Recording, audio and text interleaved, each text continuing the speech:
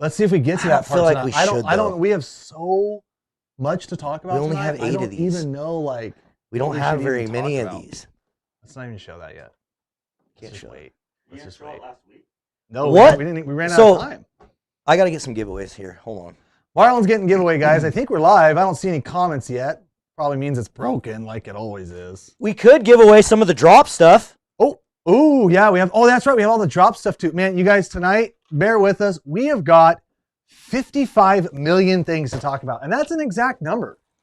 What's up, everybody? And we got some sneak peeks. Oh yeah, drops. Here's all. It's weird. There was no comments, and it was just like, won't. All of a sudden, 1 million. Yeah. What's up? What's up? All right. That's right, Michael Risque. You guys know the drill. Tell us where you're tuning in from. We have got stuff to talk about with salmon forecasts. We have stuff to talk about with buoy 10. We have stuff to talk about with steelhead. Mm-hmm. We have stuff to talk about. Yeah, you know what I titled this video? I don't know. I titled it. What I titled, Clint? Something about making money. Make money catching steelhead. We're going to talk about making money catching steelhead, wild steelhead handle and release, and drop products. Mm-hmm. And that's like 7 20-minute segments. So we're going to I'm just going to ask you guys. There's a couple things we have to talk about tonight because they're very time. Dude, I say we just go for it. We're going to rip through them. Okay. We got it. Okay. We got it. Make addicted flags. Interesting comment. Yeah. Who would say that? That right is now? interesting. It's kind of randomly, Abram. I think somebody must know something. Shenanigans. All right, guys. Let us know where you're tuning in from, but be sure to share this out. We always enjoy having 500 of you guys watching live, and I think Gaffney, what's up? I gotta call you back. Sorry, dude. That's another thing. Springer bait. Yep. Gotta talk about springer bait. The Springer forecast out. Well, yeah, but we'll talk about that. There's some interesting things with the Springer bait because that's another hot topic. Oh, great. We can't get it again? Anyways, let's leave you in suspense. I'm giving out Patrick's personal. Patrick, I hope you save me some, please. Anyways, yeah, new merch drop. I mean, tons of things, guys. Like and share this out. Be sure to tell your friends. If you're on YouTube, guys, give it the thumbs up. Absolutely. If you're on YouTube, also do yourself a favor and make sure that little thing that says live in the bottom left corner has the little red dot on and is lit. So you actually know you're live and you're tuning in with us as we go. Okay, and we're going to start it off hot here, guys. Super stoked for the winter drop. That's like the 5th comment I've seen that. What's up from Battlegrounds, says Fisher? So we're going to give away a couple packs of worms from the new drop. These things are ridiculous. If you guys haven't heard of Dylan Rush Outfitters, he makes what's called a core shot worm, where it basically has an internal color and an external shell, and they are absolutely fire, and they smash fish. I like the size. Yeah, the size. I mean, honestly, I just cut my Mad Rivers down to that size, but I do like the size. Yeah. They fish really well, uses a good plastic. We've really enjoyed working with him. We still work with Mad River as well, but shout out to him. He's going to join us tonight. Talk about. Oh, that too. Yeah. See, and then is Pop off, yeah. There's like 25 things. Yeah. We're not getting it all in tonight. So, guys, we're going to have Dylan Rush crazy. Outfitters. His name is Scott. He's going to join us, and we're going to ask him why the hell the name of his company is Dylan Rush Outfitters when his name is Scott. We're going to ask him that. Huh? Yeah. Yeah, and in the Instagram story today, he said something like, there is no Dylan. So we got to ask him. It's making me very perplexed. But we're going to give away a couple of the new colors here. We're going to sneak peek some of this stuff here from the drop. But guys, we have 230 people watching right now. We got to get this to 400. 400 people in here. And we're going to give away some of the stuff from the new drop. We got worms here. I got some beads. I got some spinners. Who knows what I'm going to get? I might get feisty and give away a bunch of this stuff. We got samples. We got samples for you guys. So, guys, the way you can get more people in this feed is like the video, just like Cam said. Just comment. The more comments that the video gets, the more YouTube and Facebook thinks that people are liking it. They share it out more. And then also, share it. Text your buddy. Just tell a bunch of people we're giving away some free stuff and to come join us. It's going to be some good. I feel like there's some very good, especially if you're from the Pacific Northwest. There's some really pertinent, good info we're going to talk about tonight. Scroll up. You know what I mean? Yes. Fishery info, right? Dude, a few things. It's just kind of I don't know why it's just all coming down this week. Peace, health, welcoming the next generation fisher lady. Like, is this guy like waiting for a kid to be born kind of thing? I don't know. I don't know. Brad, enlighten us on that. That's cool. And yes, everyone, I still have no voice. I should probably go to the doctor, but I haven't. He's so busy yelling at all of us all the time. Yeah, why? We tell him, like, if you just were just nice. If you just shut up, you wouldn't, that too. Just stop talking. No. Oh, I thought you meant if I just stopped talking, you wouldn't yell at us. No, I meant like if I would just stop talking. Sandra, yes, we can be friends. Let us know where you're tuning in from. DRO Walks. Hey, Cam, what river are you fishing? Just tell me, no one else. Fishing the one that's really wet water. Did you catch any today? Nope. I forgot today was survey day. Some big cutthroats? I forgot today was survey day. Oh, so they were out there netting No, them? so they dropped the water down to like nothing. Oh. And so all the current and all like the juicy stuff. Anyways, yeah, it was a total like, let's just go. We just went for a little bit. But I did go out for my first, I guess you'd call attempt for steel. We saw one. We did see one in the water. Pretty cool. Jordan saw one today too. I talked to him today. He was out filming, guys. Jordan's been filming like crazy, trying to get ready for Chile, so that's why he's not here. But he saw one as well. He said it went right by him, chrome right on the bank. He said he put the spinner in front of it like 5 times, thing wouldn't touch it. But he got a summer. I'll take a summer. I'll take anything. Y'all hit any Oregon coastal rivers yet for steelhead? I have not, but I've been seeing, seeing pictures here and there. Need more rain. I bet this guy's been catching steelhead this week. Yeah, this guy might have some info. About time he shows up. I heard he's gonna tell us all the river names he's been fishing. Yep, every single one. What's up, bro? What is up? What's going down? This, dude? Were you hot off the? Ooh. Were you hot off the catching fish? No, hot off the paver. Oh. Yeah. Oh, Hot that's off no the fun. paver. About tomorrow? You got to work tomorrow? Yep. Rest of the week. Jordan's looking for someone to go float with. Whalen? I would, but I'm working. Devil. Speak of the devil. Yeah, we picked on Mr. Steel Obsession for saying he saw one. Yeah, but the next week he caught one. Then, guys. He's caught multiple since then now. Lies. Picks or it didn't happen. Yeah. Fillets or it didn't happen. Fillets or it didn't happen. Man, what is up? Gosh. Nothing, dude. What have you been doing? What's up? Just got off work. So guys, we've been having, if you guys aren't familiar with Jason, we've been having him in the live feeds. We like having him here. He is from Steel Obsession Guide Service, one of our local buddies. We've been fishing and hanging out with him for a long time. You guys have probably seen him in other videos before, but we brought him into the live feed. We needed some more mustache, so. Yes. Got it. No, it's not just a mustache though. We need more mustache. I've got some bars going. We need some more bars. We go brup brup. That's the thing. But really, that's the thing. It's this in the back. It's the little curl up in the back. That's my favorite. When him and Colt go like this. Just wait, bro. Just wait. By the end of the season, it's going to be huge. Yeah. Oh, it'll probably go till the end of springer season this year. Oh, man. Yep. It's going to get long. Long. Yep. Ooh. So how's fishing, man? You been catching much winners? Not a bunch, but Definitely finding them. a handful. Yeah. Finding them. Picking through quite a few summers. Getting a lot That's of what I've summers heard. right now. I've heard that same thing. Yep. One of my favorite rivers, I have a buddy that floated and he got 10 summers a couple days ago. Jeez. I wouldn't say I've been finding that many, but You're on the wrong river? You're always on the wrong river. always. Whenever you hear a report from a buddy, you're always on the wrong river. Exactly. or you should have been there yesterday. Yeah. It's always Yeah, the that classic too. too. All right, guys, if you're just now joining in, don't forget, we're giving you an Dude, opportunity to win some of the brand new worms. We're going to give 2 packages away of the brand new worms from the winter drop. It's coming December 18th. That's the day, 7 p.m. Pacific Standard Time. Are these core-shotted? Yeah. They are? So, it is? That's awesome, Clint. Yeah, guys, we're going to give away. Exciting to look forward to on that day. Then. Oh, it's Exactly. their orange one. Yeah, it's fun. So, again, guys, thumbs up the video. Drop some comments. If you haven't yet, everyone drop a comment. Let us know where you're tuning in from.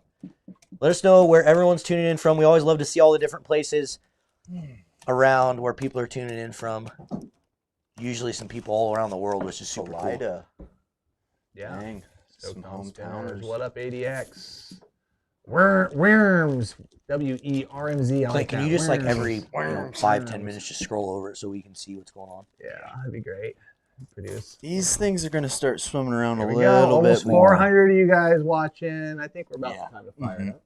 Yeah, guys, it's getting ready. I think, Cam, we should just go right into it. You want to talk First first, or thing- you want me to first give, thing you want me to first. give stuff away first? Should we wait to get 60 more people? Guys, we have 300. Let's wait. A few more people. 300. So there's 350 of you guys in here right now. If you guys want an opportunity to win worms, share this out there. Share it on Facebook. Share it to some Facebook groups. Get some of the haters talking. We always love seeing it. Text message some buddies. What? Do we have those anymore? Oh, we definitely still have them. Definitely. And we love it. Yep. Just gets me fired up. Makes me even more happy just to do things that they hate. Anita, Northern Utah. You know what I'm saying, Clint? No, sorry. Traverse City, been there. Done that, caught them all. Yeah, right. Broodstock it. That's right, Christian. That is right. What in the heck? Why is my phone going? Got Bing, people bing, in bing, Bend, bing. Eugene, Ringing the doorbell. Battleground. What's up, Kevin? You got any more? Any more people? Dayton, Ohio. Nice, Brad. I was just out in Oh, Ohio. we're getting there. You guys don't yell at Clint as much? Oh, we'll change that. I'm sure. Last week, Clint wasn't here, so naturally, everything ran smoothly. Everything was produced perfectly. We had Marlon at the helm again. So that might be why we're lacking. But Clint is back. You should have seen how many comments I got at the end. Everyone's like, amazingly produced show was like the #1 comment. It was They're like, I can't believe the quality of this addicted production. This guy says, so far, Clint hasn't ruined Christmas, but give him a chance. Oh, he will eventually. Oh, my. Ben, it crossed my mind every single time I went by that damn pond. I thought, why don't I have a fishing rod right now? Right, talk about a viral video. I know. That's been done a few times. Disneyland ponds. Mainly Disney World, because that's where most of the bass are. Oh, Florida, sure, yeah. I can see that. It's like, I think that's like a requirement if you're a Florida YouTuber to like fish the Disneyland pond. Guys, we're getting close, 370 people. So you guys are watching. If you guys want an opportunity to win some of our new worms from our drop, all you got to do is thumbs up the video, drop some comments, let us know where you're tuning in from, and share it out there. Share it on Facebook, share it on YouTube, text message some buddies. We got a lot of really important things we're going to be talking about tonight. We got some really good fishery updates. So if you're local from the Pacific Northwest, we have some really cool things we're going to be kind of updating everyone on. Some of them may be cool. Some of them may suck. I don't know yet. Yeah. We're going to talk about wild steelhead. Yeah. We're going to really, really touch on wild steelhead tonight, guys, and just talk about the importance of handling these fish and taking care of these wild steelhead so we don't continue to see closures. And also, just so a lot of these people don't have ammo against us. I feel like, sport fishermen are the first people to get attacked. Well, and just to be clear, they really don't have ammo against us to begin with. But every time they see a wild steelhead in a drift boat held over the side, But even then, like, it still gives them ammo, dude. Yeah, it's feel good policy. The reality is, though, is if we want to have, it's in everyone's best interest. Absolutely. To take care of these fish. Yeah, if you love them like we all do, take care of them. I'm not saying that as an excuse to like be nonchalant about taking care of them. Yeah. But the reality is that if we just do our part, eventually the reality has got to catch up with the biologists that are making some of these just absolutely terrible decisions and when it's been just laying in front of them for 25 years. But that's what they get paid to do. Right. They were literally in some of the regions had very successful programs running that they shut down. Yeah, it's just amazing. We got a super chat from Carp EX. He says he's tuning in from Eugene. When do you think the LC will heat up? I don't know, bud. We typically don't speak river names on the old feed, but I'm sure there's might be some people in the comments you could try to PM or something if they live from that area. Yeah. I bet you there's fish in it already, dude. There's winter steelhead trickling into most of the rivers in the Pacific Northwest. There's a few trickling in. If they're early stocked, go to your hatchery reports. If they're early stocked, they're probably there. Even strong runs of wild. Like I've heard rumors on some of the wild rivers that there's been fish trickling. Right. Yes, indeed. If you have that stocking report, though, for the earlies. Oh, it's a great tool. That's where you're going to focus your time. Great tool. And it is like this at the time of year. So. Yep. I've never casted a line in that particular river, so I couldn't tell you anything about it. Curtis says winters are all over.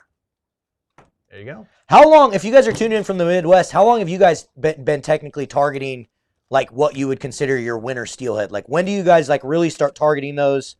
Just curious. And if you are from the Midwest, how many of you want us, also another question, to bring in some Midwest guests. It's something me and Cam talked about last week. Like Yeah. maybe we bring Kyle in. Maybe we bring in some people from the Midwest. I think it'd be really interesting for Pacific Northwest guys too. Yeah, Eaton, you are absolutely correct. WDFW's plan is to literally do nothing, and that is correct. But actually, they are going to do something, and I'm going to tell you about it here in just a minute. And it's not Very exciting. Very I exciting. feel like we're harsh on some of those guys. You got to remember too.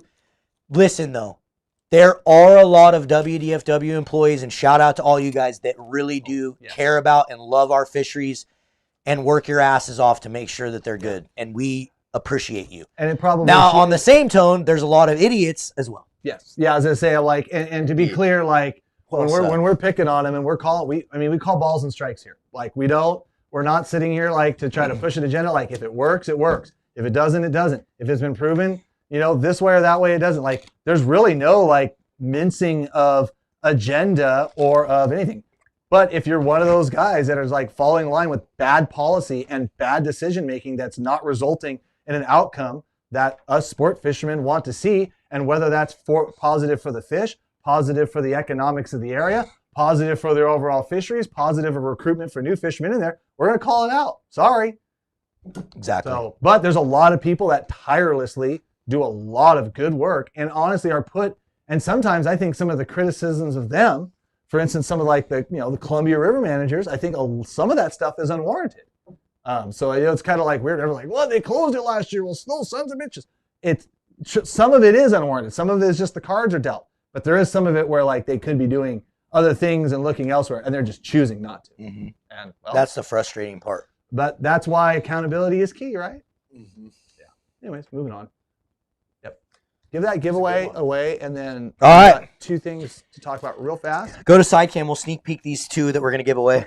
Even though they're not going to freaking look good on this stupid camera. They're not going to look good at all. But here we go. Maybe on the black table. So we got the first couple worms. We're going to give away both these packs here, and they do not look like they do on the freaking thing. They're not as like hoppy, but they're so pretty. Should we get them on the real camera? Yeah. Look at our names, though. Motoretta. We got Pink Eye. Oh, gosh. We got Pink Eye. And Pink Coral. And Pink Coral. I do like them. They look sexy. Look at Pink Eye, dude. Pink Eye. Look at how freaking fire that looks. Go to. I should smoke them. Let them swim. Okay, guys. Ooh, yeah. Yeah. That's Pink Eye. So you guys can see the core shot, the white center with the light pink shell. No, that's ruining it, Clint. The camera lighting is doing it justice. It's not. It's perfect. Good try, though. Appreciate it. If we had good cameras and good producers, it'd look good. And then this is the other one, guys. This is a little pink better. coral. I should watch it though. Remember, like that screen though doesn't show what the people are seeing though either, which is kind of What?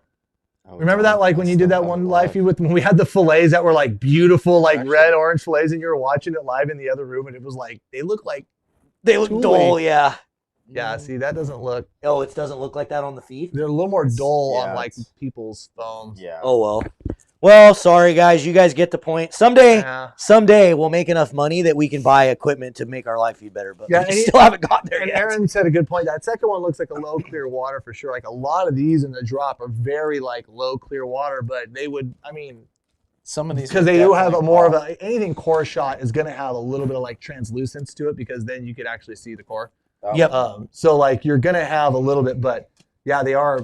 They're going to be fire in low water. They're going to smash fish. Yeah. 5 foot, 4 foot of this stuff. Absolutely.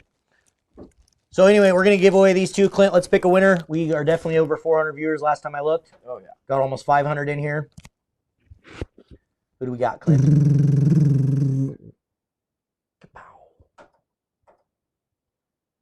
Thomas C. says, will it show up? Well, if you shoot us an email to orders@addicted.fishing, and you give us your name, your address, and let us know that you won these 2 packs of worms, it will show up. They'll show up. And I'm going to say right now, I'm going to give away some of these other worms. So whatever worms you get is whatever worms you get. I'm not going to we're going to put them in our little bucket to send to you guys. It'll be random. The colors will be random. But it will be one of the new ones. It will be one of the new ones. These are some sweet colors. I like this kind of nightmare color. This is nice. That's one of my favorites. Translucent nightmare. With the black.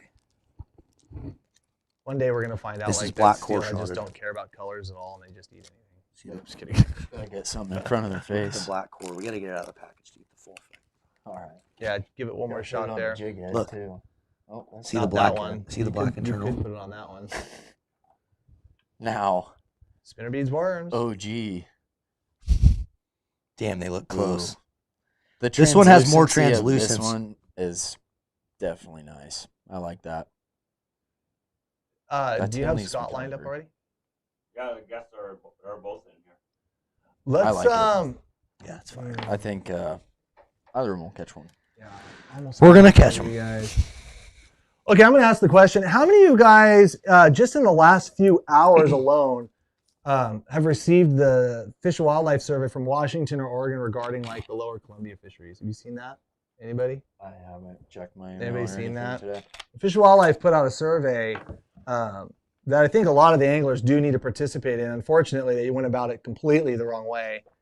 It's so convoluted, and basically the premise of the survey is to ask anglers like, okay, what would you rather see in the fishery? But they then split up like above dam fishing and buoy 10, and then has people suggesting restrictions to like and where to place those restrictions. So like you're like, oh yeah, I would love to have like Monday, Wednesday, Friday fishing at buoy 10, but not up here above Bonneville where I live and I fish. And then I'm sure the guys at buoy 10 are like, oh sure, I would love to have a late start upriver and keep my buoy 10 fishing. It seemed very like dumb. And then there was a guide day per week thing. Like, would you rather have guides only fish like, 5 of the days per week down here and not up here? And it's just like, okay, first off, let's discuss, because 2 of those things won't even have any effect at all whatsoever on getting any less fish caught in the fishery, whether you remove guides or whether you start later, because we've done the start later thing. Yeah. And it didn't get us any more season at buoy 10. For those that recall, we started on it on August 15th or 16th, and we were promptly closed down on the 26th, 27th. Like we didn't even, which the idea was if we started late, we'd go late. But that's a suggestion on the questions. Well, there's no context explaining the question. Well, yeah, sure, Faust. But I'm like, why are you selecting that comment? That's preposterous. But the thing about it is they're asking people to make suggestions on restrictions that don't work for anything and been proven not to work. A late start at buoy 10 does not mean that you'll fish later in the month, because if you do hatchery only, like you're not choking up impacts anyways. Yeah. The survey is just terrible. Message me personally, comment on here if you guys know what I'm talking about. I'm just kind of curious just really how far this like survey went. There's really only 2 questions in that whole survey that actually make sense to me. One, they prioritize what people want to see in the fishery, whether it's more days, hatchery versus wild, like whether you can retain one or the other, the timing of the run, like they have you like kind of link up some of these. And then the last and final question, which is the most important, is would you rather, and I'll ask you guys this too, and I'll ask you guys out there, maybe we'll just do a little mini survey. For the guys that understand the buoy 10 fishery, would you rather have a long fishery where there is a mark select period of time, in other words, hatchery only, or would you rather have a short fishery where you basically have a wild kill? To put it in perspective, last year we went 24 days hatchery only, and when we opened up for 5 days on wild kill, not only did it catch all the impacts for buoy 10, it caught all the impacts for the middle river as well, if you all remember, which is why we didn't even fish our backyard. And that's the last question in the survey. The rest of the survey literally just pits anglers that fish and want to prioritize other areas against other areas with restrictions that are not productive. So it's the most convoluted piece of crap I've ever seen. Honest. I've already done the survey. I haven't even gotten it. Yeah, you'll get it in your emails. It's terrible. Everyone's right now people are always saying long fishery, hatchery only. Like so far I've yet to see someone wanting a 5-day fishery at buoy 10. We all, I mean, at the end of the day, like for those of you guys that know and follow follow what we talk about, what we say, it's very obvious to you guys because you guys know. But the problem is this is going out to the masses. And this is going to go out to people that don't even participate in our fisheries. Like, in other words, like kind of like what they did with the North Coast Steelhead survey, where they put this survey out asking what people want on North Coast Steelhead, and they had respondents and people firing in from New York. Cam, I agree that survey was trash. Matt, I completely agree that it was 100% trash. They had people from New York chiming in on fisheries for like North Coast Washington State, but yet they didn't put anybody on the advisory boards that actually lived in the areas that they were going to be conducting the fishery over. Brings to my next point. Now, the state of Washington is hiring 2 anglers, steelhead anglers, to get paid. You'll get paid $2,900 to $3,100 a month, depending on experience, to go fish some of these closed wild rivers to sample and see what they are going to, what's in there, right? Now, I know for you guys, maybe we'll give a prize to the first person who coins the phrase that I love using on this show. Because what is that going to tell you? This is something the state is doing, where they're going to hire anglers. Now they're hiring. How are they going to know that the anglers really knows how to catch? No, stop. That's critical thinking. Stop. Stop. Now, never mind that they already have probably anglers in their ranks of the department, let alone a ton of guides that would do already fish that river, that would do it for free and have offered to do it for free. Not this year, not last year, but the year before. These are also the same guides that applied to be on the North Coast Steelhead Advisory Board and were not selected, therefore eliminating anybody that lives in the area from joining that board. Once again, the WDFW is choosing a path to study it to death. What are they going to compare the sport caught data on from 2 anglers that may or may not even understand steelhead or know the river? What are you trying to do there? Put it into a study let them go fishing for 8 years and just see how things wrap up in 8 years? Once again, we're not doing anything. We are studying it to death. What are we doing? It's crazy. Why is that even? But either way, you guys are more than welcome to go to the WDFW's web. Yeah, I hate how dumb this sounds. Laura, trust me, I've got tons of email exchanges I should read out loud here. I'm not. But either way, if you guys want to get paid by the WDFW to go steelhead fishing, be sure to go to their website. It's got to be there somewhere where you can apply. They're looking for 2 anglers, and yeah, go get it. Scam. Wow. It's all politics. Maybe it's time for a sport fishing union. I hate how dumb this sounds. And really, and Curtis, to one more point, guides should be required to do that for every fish they catch. We already have logbooks for when we're participating in open seasons. Now, I am going to say that participation in the logbook program is unfortunately due to the constraints that enforcement, we already put on enforcement. They already have a million things to do.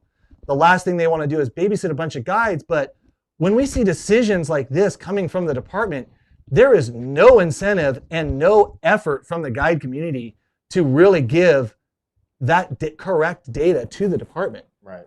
What are they going to do with it? Exactly. I mean, I don't know what. It might just go into the drawer. It might go into the drawer. They might use it against you. I mean, Lord knows. But when we're making decisions like this, it just makes no freaking sense. No. It is. So once again, do something, please. Something, anything. We're in a good ocean cycle. The spring Chinook forecast, stuff coming in underpredicted, which is fine. I understand it's a forecast. Forecasts are hard to make. Mm-hmm. But the reality of the situation is we are going to end up in a bad ocean situation soon. And unless we do something when we can, right now, we're not going to have the fish later. And all those little boat sections and all those other little things, little seasons, little cookie crumbs you got this year up there on the North Coast, they're gone the first chance those numbers dip. So once again, pretty amazing. You should apply though. You should go. I just am so frustrated, Cam, because it's what? It's all coming from the decisions from the biologists. I know, but what? And again, we've talked about this, but what the hell do people do? If we think I understand you say right.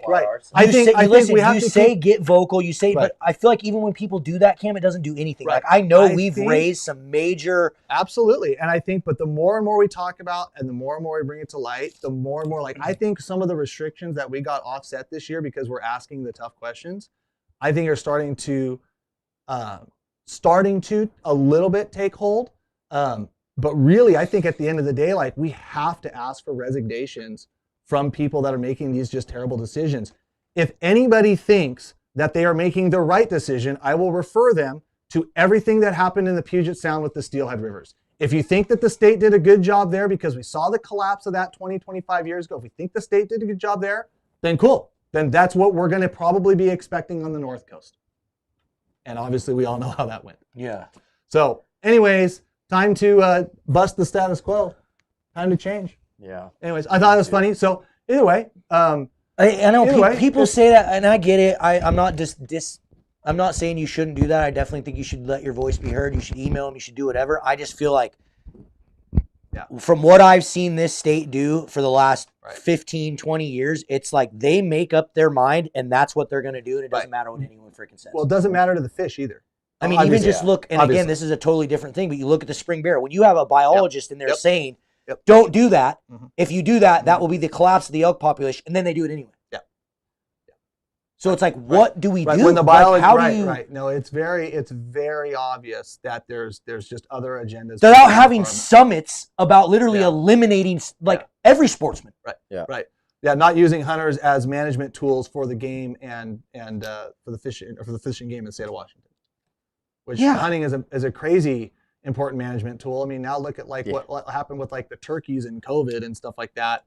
I mean, now. But if you don't think they're going to go after hunters and then they're going to go after fishermen, they 100% will. Yeah. It's just. I was blown away at those two things. Positive news: spring Chinook forecast look fantastic. Look great. We're switching to positive. I like it. I just can't. I mean, it's like. Yeah, we've been making these guys wait a long time. I don't know what else to say, but at the same time, like. Here's what we need to do. It's absolutely ridiculous. We need to pause on the Springer thing. You guys are going to have to wait for the Springer thing because we have a couple guests sitting in here. We've been making them wait way too long. We got over 500 of you guys watching. Do me a favor, guys, real fast. Let me back up 1 second. I got off on a tangent because that's what I do. You knew this was going to happen, Nick. Fill out the survey. But if you don't answer any question in the survey, go through the whole survey. Don't even answer it. And I understand guys above the dam are going to want to see restrictions at buoy 10, and just like the guys at buoy 10 are going to want to see restrictions above there. The restrictions have been proven not to do anything, and I think that them saying that promising these restrictions of eliminating guys from days, going days per week, that's been proven not to get additional days on the water. Will it extend the length of the season? Sure. I hope they pick the days that you have off. I hope they pick the days that you got your vacation for.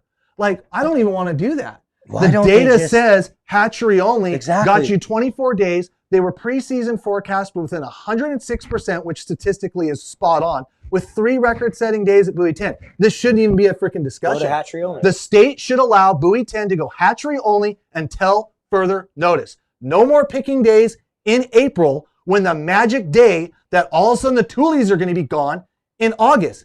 How the hell do they predict that? They were 250,000 fish off last year on their overall prediction. Yeah. You know what? The biologists need to have the ability to see the coated wire tags start to drop off, see fish passage start to go, and then tell us all on whether it's August 20th or September 2nd, hey guys, looks like we're going green light in 2 days. Go for it. And you know what? We won't see the ripple effect upriver. It's a done deal. Yeah. And the data has proven that the last 6 years. Why are we surveying this and making this a stupid debate over restrictions that will not work? But however much time and effort they want to waste, I guess, whatever, it's your money. I don't know. Moving on. I want steelhead. Okay. So yeah, fill out the survey, guys. Leave it all blank. Fill out the last question and answer that because that's a good debate. I think some people do want to go down there and have a 5-day fishery where they kill them all and hey, that's your personal opinion. I'd rather see everybody have an opportunity at catching fish and for a long season. So I would say keep it hatchery only because there's a lot of protection in hatchery only so we don't blow out the quota. Everyone's going to be fine with that. So we don't shut it down up the rivers. Everyone's going to be fine with that. Well, according to what I've yet to see one person say the other way. That guy said only 54% of people voted. Where's that vote at? Some guy just said 54% voted. It just opened up 2 hours. Oh, no, the last question, when you answer it, it tells you where it's at. Only 54% have voted for hatchery only, it says. Right. And when I did it, it was 59. So that's going to flux. But when I did, there was only 30 votes. And like I said, I mean, if you agree with that, then vote that way. But what I'm saying is all the other stuff is just convoluted garbage. But, well. I like a long season because I like to try and make it down there. I haven't been down to Buoy 10 in years. Yeah, I mean, there's arguments for both. We don't need to get into them. But anyways, felt survey, have fun. Yeah. Like, let us know what you think about it. Oh, frustrating. Yeah. Ready? Sorry, Taylor, we were talking fish politics like always. We get into these little rants, but we're going to bring some guests in here. If you want to see it, you can watch these live feeds always after the fact. They're on Facebook and they're on YouTube. So any live feed we've ever done, even the ones where I've gone on complete like fiery yelling rants, they're still up. You guys can go watch them. Oh, those are some OGs. There's some very entertaining ones. I get screenshots from, anyway, there's some fun ones. So all the live feeds are up. Somebody sent me a video today. It's a video of this guy cleaning a 54-pound spring king, and he's like filleting it out, and he's moving the fish like 100 times. Spraying it. And I'm like, spraying it. And he goes, look, they're spraying it. I'm like, oh, I'm not doing it. Okay, let's bring in our special guest. All right, let's roll. Oh, yeah, at the same time. There they are. Look at these two ugly mugs. What's up? One's uglier than the other. I'm not going to say which one. The one on my right is pretty hideous. Dude, don't let him say that about you. I'll take it. Nick, if you guys didn't know, Nick doesn't know right from left. He hasn't figured that out yet. That's why you can't row. That's right. You're damn right. Well, Scott, why don't you start? Everyone knows who Mr. Nick Popoff Peel the Reel is, but Scott, you want to introduce yourself? Sure. Scott Weaver. My wife and I own Dillon Rush Outfitters. So the worms you were trying to get the camera to show what color they actually are, we own that and create those worms. Yeah, so guys, we've been working with Scott now for a few months, about half this year, mostly, and making a lot of custom stuff with him. He's helping us design colors, and he has an incredible product. If you guys haven't checked it out, check it out. It's Dillon Rush Outfitters. But tonight we're going to talk about something that you've been working on for a little bit that hasn't really been released yet. And he was so kind to let us be the first people to release it. Ooh. So Nick and Scott have been working on, Scott I think has been working on it for a long time, but I think Nick helped design some of these colors. Is that right, Scott? Yeah, that's absolutely right. And it was tough to convince you guys to not release these back in June when we were making them 5 at a time in a test mold. But thanks for working with us on that to where we could actually make enough. Okay. So, side cam this, Clint, so we can talk about it. I'm getting it ready. Now, again, Scott, as you and Nick have both seen, our side camera sucks. Doesn't really do anything justice. We're going to work on fixing that. Give it a shot. I'm going to try to do it on my hand instead. Oh, that looks good. That looks good. Actually, that doesn't look bad at all. Yeah. Oh, that's really good. So talk about it, Scott. Tell us what these things are. You lose him, Clint? Scott? I'm unmuted now. Yeah. So good job. So I have that pink and chart one I love, and the reason I love that one is when last year when you guys got to see these when we were testing them out, that was actually one that I gave to one of our guides, and somebody took a color very similar to that and sent me a picture of it and said, "Did you make this?" And I'm like, "Where'd you find that?" And they go, "In the bottom of a guide boat. I need some of these." And I was like, "Yeah, that's wait till next season." No, it's been awesome working with Nick on these colors, just because he'll give me kind of broad strokes on what we can create, and I'll send him, bags and bags of beads. And I think we have it down now to where, he can say this color. But those 3 colors, I think were sent just as they were, the orange and red. You guys named it Nemo. I think that one we adjusted the size of the glitter in there, but yeah, these things are unreal, and they're even better in person. Sweet. This camera is actually doing them pretty good justice from the most part. I'm just playing here. I'm just trying to be a little Vanna White-ish. So guys, if you guys, again, if you didn't already know, bring Nick and Scott back in here, Clint. If you guys didn't already know, we are going to be doing our winter merch drop on December 18th. So we tried really, really hard, guys. We wanted to do it on December 11th so people could buy stuff for Christmas. But unfortunately, it just didn't happen. Typical. If any of you guys know me personally, you know that I'm last minute on every single thing I do. And Nick hates it majorly. All these guys hate it. But so anyway, I was far behind. So we had to push it to December 18th. So the winter drop is December 18th at 7 p.m. Pacific. we're gonna sneak peek a bunch of the stuff here. Dude. Yeah. So we did worms. We did worms with Scott and Nick, and you guys can all just kind of talk over me and start talking about all this stuff, Nick, that you've been working on. Yeah, absolutely. I mean, these are just all kind of colors that I don't know, I find relevant in the steelhead world, and it's been so awesome working with Scott. That I mean, the creative mind this dude has is next to nobody I've ever worked with. So I'll tell him an idea, and all of a sudden I got 20 different colors to look at in front of me. So we're just trying to do something different, and that's what the beauty of this product is literally he's taken, you know, the bead industry is such a, I don't know, watered down industry, and he's just done something different with it with this core shot. It's something we all, you know, we all see the egg with the embryo. You know, it just shows up in the water so much differently. It's a hell of a product, and I fished it, and I fished them for steelhead, and I'm super excited to put these out to you guys, man. I'm telling you, they look so good in person. I mean, the camera does. Cam has done about as good a job as you can do with that camera, but these things in person are literally on a different level. And you guys know how I love worms. These worm colors are filthy. I mean, they are going to I think the pink eye probably and the red smoke are my two favorite for sure.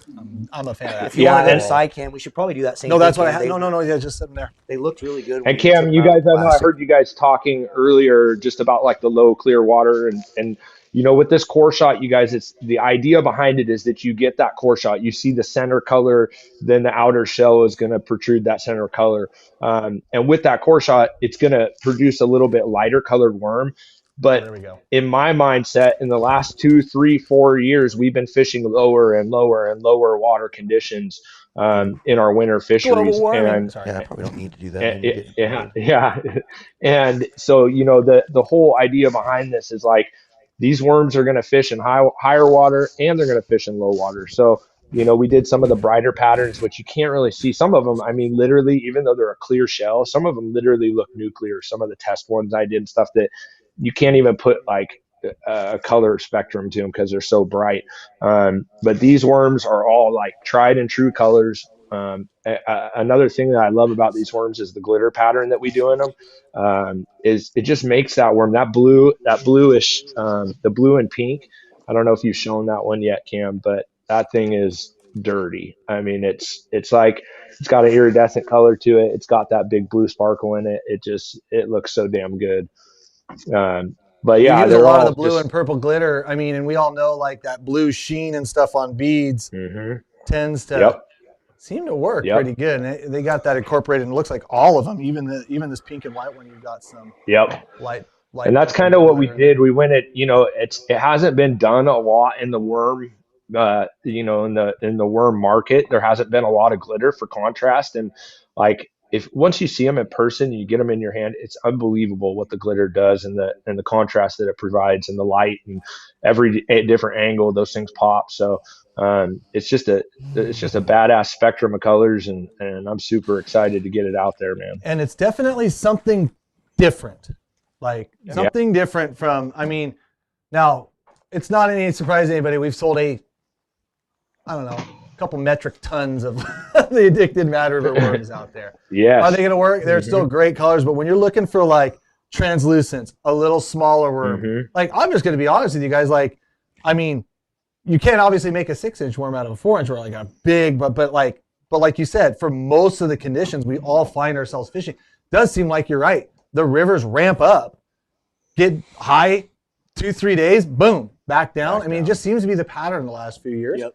I think you're going to find a lot of opportunity to use those worms. And like you said, you're going to be different from a lot of other people throwing like the straight solids and the straight pinks. And honestly, our Mad Rivers, our peachy pearls, our red pearls out there. Something different. Well, and I think it's going to be good to have both. I think that's what's such a good thing about it. You know what I mean? You still have your standard go-to worms that we use all the time.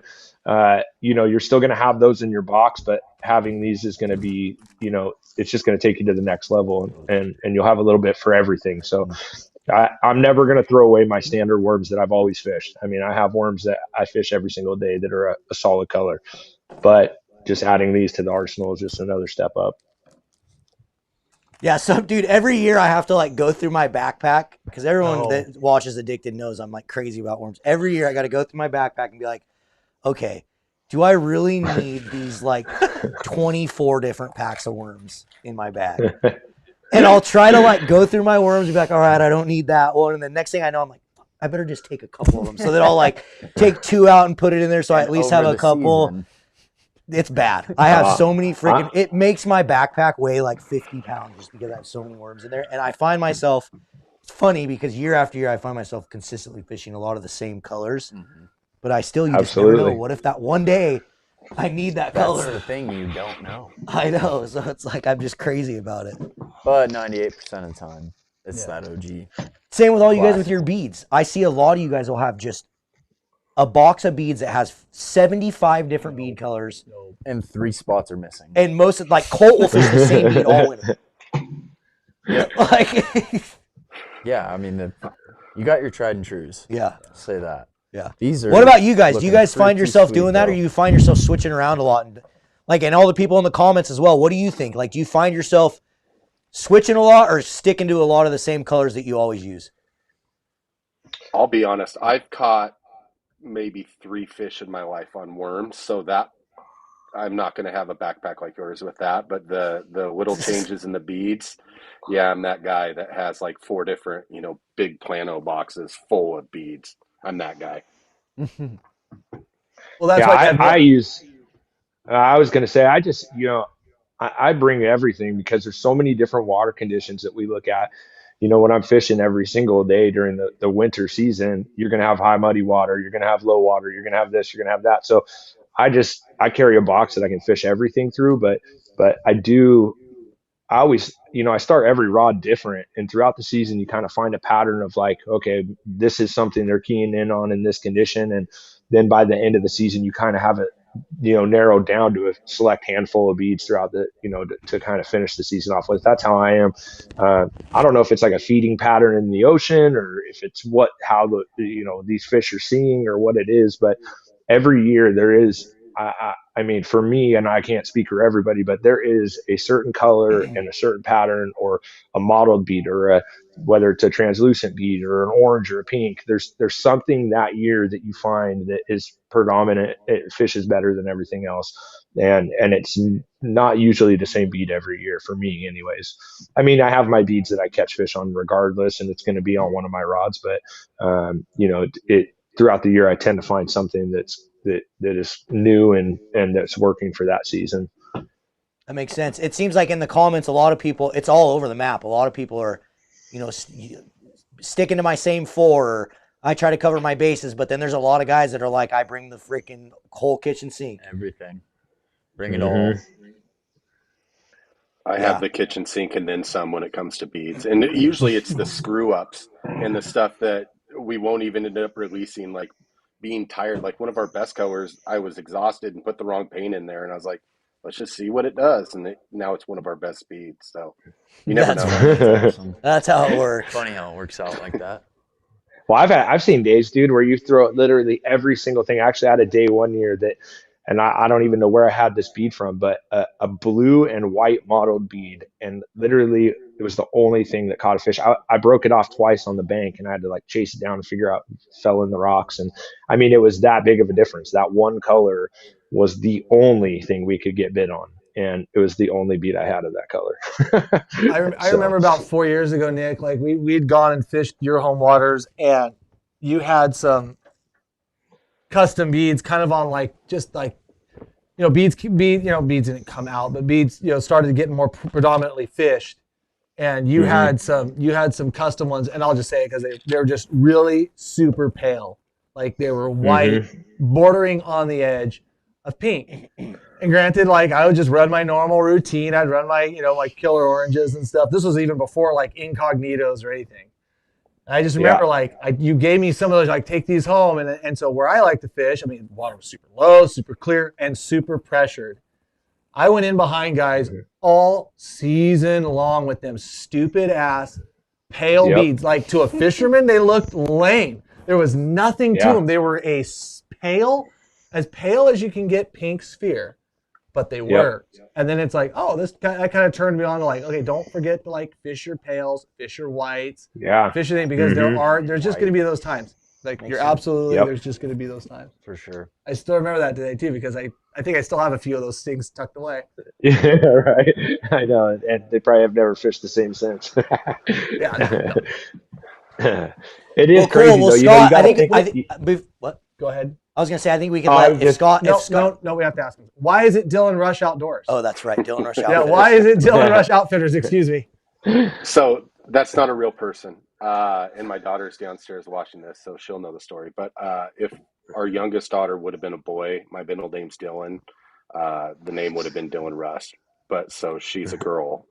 We weren't going to name her Dylan Rush. And then we started this during COVID because I don't sit well. Like I've been sitting here for 45 minutes. That's good for me. It's probably because I'm sick. So I just started. True story is I watched half a video on YouTube after maybe too many drinks. I said, you know what, I can do that. And so we started making beads in the garage, and we had to come up with a name, and that's what stuck. That's a cool story, though, man. That is really cool. That's a really cool name. Well, Scott, we appreciate you coming out there. If anyone wants to check out some of your stuff that's not custom addicted, how do they find your business? We are kind of old school. We don't want a website. We don't want anything like that. And we're not even in retail shops. It's direct to consumer. They can reach us on Facebook and Instagram. That's basically it. Early on, we were starved to get the beads in people's hands, and we were doing custom orders. We don't really have time for that anymore. It's kind of picked up a little bit. But we do limited drops. That's why when Nick called me, I was like, yeah, this is exactly what we're about. Monthly colors. We do that. They're usually gone just like you guys in a couple hours, if that. But yeah, Dylan Rush Outfitters, Instagram and Facebook. And awesome, man. If you're talking to somebody on Instagram, it's me. If you're talking to somebody on Facebook, it's my wife, Christina. So you get a lot more cuss words if you talk to me on Instagram than Facebook. More relatable. She's way more professional. I love it. Awesome. Well, we appreciate it, man. Thanks so much for working with us. Thanks, it's been a pleasure. We're going to keep working into the future, I think, for sure. So, love it. Thanks, fellas. Have a good Appreciate you, brother. Nick, don't leave. We still need you. Yep, I'm here. We need you, Nick. Don't leave. I don't see him. There he is. There I am. Okay. All right. So, guys, as this whole thing, we have our winter merch drop December 18th. And so one thing I wanted to say, I started to try to talk about it a little bit, but we are going to do our absolute best to get everyone stuff before Christmas.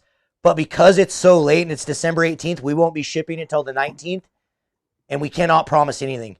So there is zero promises, and chances are you will not get it by Christmas. You will get it before winter steelhead season, though. Really ramps up. Okay, I understand. Guys have been catching it for weeks. Shut up. I don't care. It's like February springer fishing. I don't care. Yeah. But at the end of the day, yes, you will get it in due time. So we'll do our best, guys, to get, again, we have to say thank you to all the support. You guys have been ordering on the website like crazy.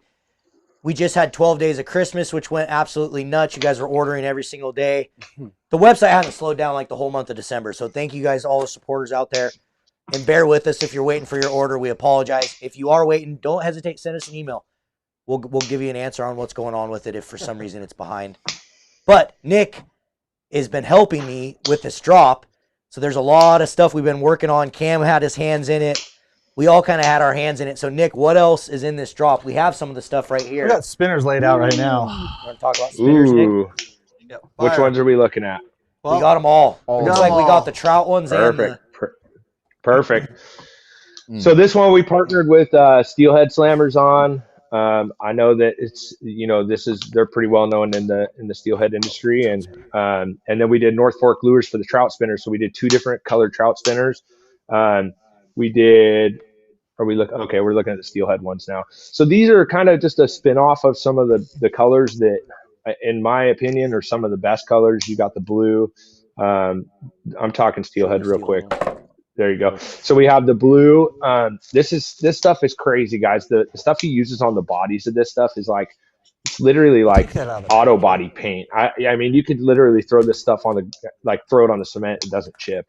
Now, granted, I'm sure if you bang it off rocks and cast it into a rock, but it's just got a super vibrant look. We added the actual like sparkle to it in the actual paint itself. So that's not a top coat. A lot of the guys that use it as a top coat.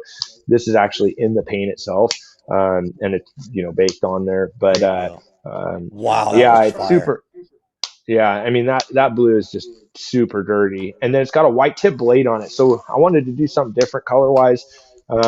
I really like the paint on the blades, and I've never seen white done before, and it just looks super sick. And I think they're gonna be killers. Well, I've caught a so few one of the fish other on them reasons already, around that, because me and Nick were talking about, one of the really, really popular colors out there is that white silver. And white just in general tends to illuminate pretty good underneath the water. So that's why we went with white tips. We also put the Mustad 2-aught Siwash on there. We always like to have, it's very unfortunate a lot of spinner companies out there use these cheap hooks. And it's like the reality is the hook is the most damn important part on that spinner. So we always try to put 100% super high quality 2-aught Mustad Siwash hook on there. Oh, and these are spinners that you can go out and be confident in, tested, 100%. proven colors. These will catch steelhead. 100%. In fact, I just used one the other day and caught it pretty good. But this is kind of one of the cool things that we're doing, guys. So we did 3 different colors. We did the purple, we did the blue, we did the black and copper. And this trio box here is going to give you the opportunity to buy all 3 in one. So it's going to come with the 3 spinners. Extra open eye Siwash hooks. Nice. Yep. So you're going to get a size 1 and a size 2-aught Siwash hook in that box as well. And that's all 3 of the colors. So if you don't want to buy one individual color and you just want to get all 3 of them, there's an option for you there too. So, and we do have limited numbers of those kits. So, show the trout. But super excited. Yeah. So these are North Fork lures. Dominic over at North Fork Lures has been absolutely amazing to work with. This dude's on his stuff, makes a hell of a product. And this is actually Jordan Knigge Specials here. He's put his hand into this and gave me some colors to work off of and ideas. These are a different blade. This is like a Vibrax blade on these spinners. So it's all you guys have seen that trout fish have seen that style of spinner blade. And Nick, those stop colors clicking. there. Clicking. I'm not. You're doing it in your hand. I don't hear it. Are you clicking a pen or something, Nick? No, he's clicking something. No. I saw him doing it earlier. Okay, well, it stopped when I said stop, so good. Keep doing that. Perfect. Sorry. All right. It's like me and the damn pen. So anyways, these are the colors that Jordan came up with. The yellow body with the red dots and the black, and the same style thing, man. It's just they're just a proven color and a proven winner.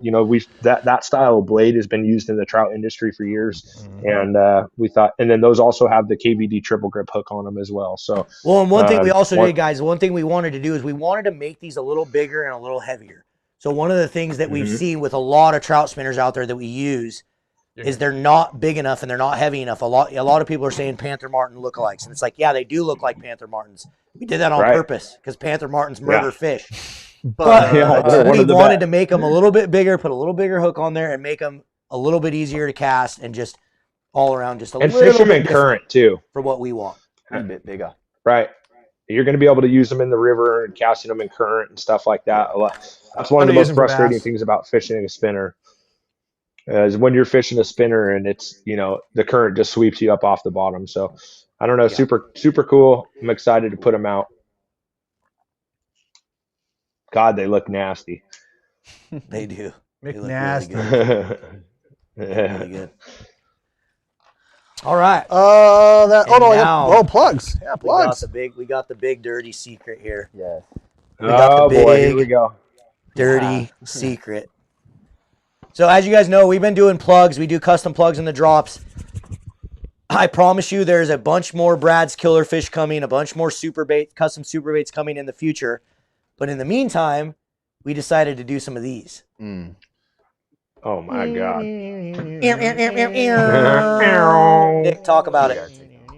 All right. Take these out of the package. All right. So guys, these are just kind of some just some color patterns that I've used over the years, Cam's used over the years of just putting together colors that work. Like I know that my main pet peeve with plugs is like going into the store and there's just so many different options, and they all have different colors and this, that, and the other. Well, I wanted to make ones that I know that I fish and that work. So this one is probably one of my favorites right here, and it's got the blue bill, red body, chrome, and it also has the blue butt. And what I did with this one is we made that blue bill go all the way to the back of the body, all the way up to the eyes. Because if you notice on a lot of plugs, they paint only to the eye, like where it hooks onto the eye keeper. And so we brought the blue all the way back to where it meets with the body on this one. It's just super sick.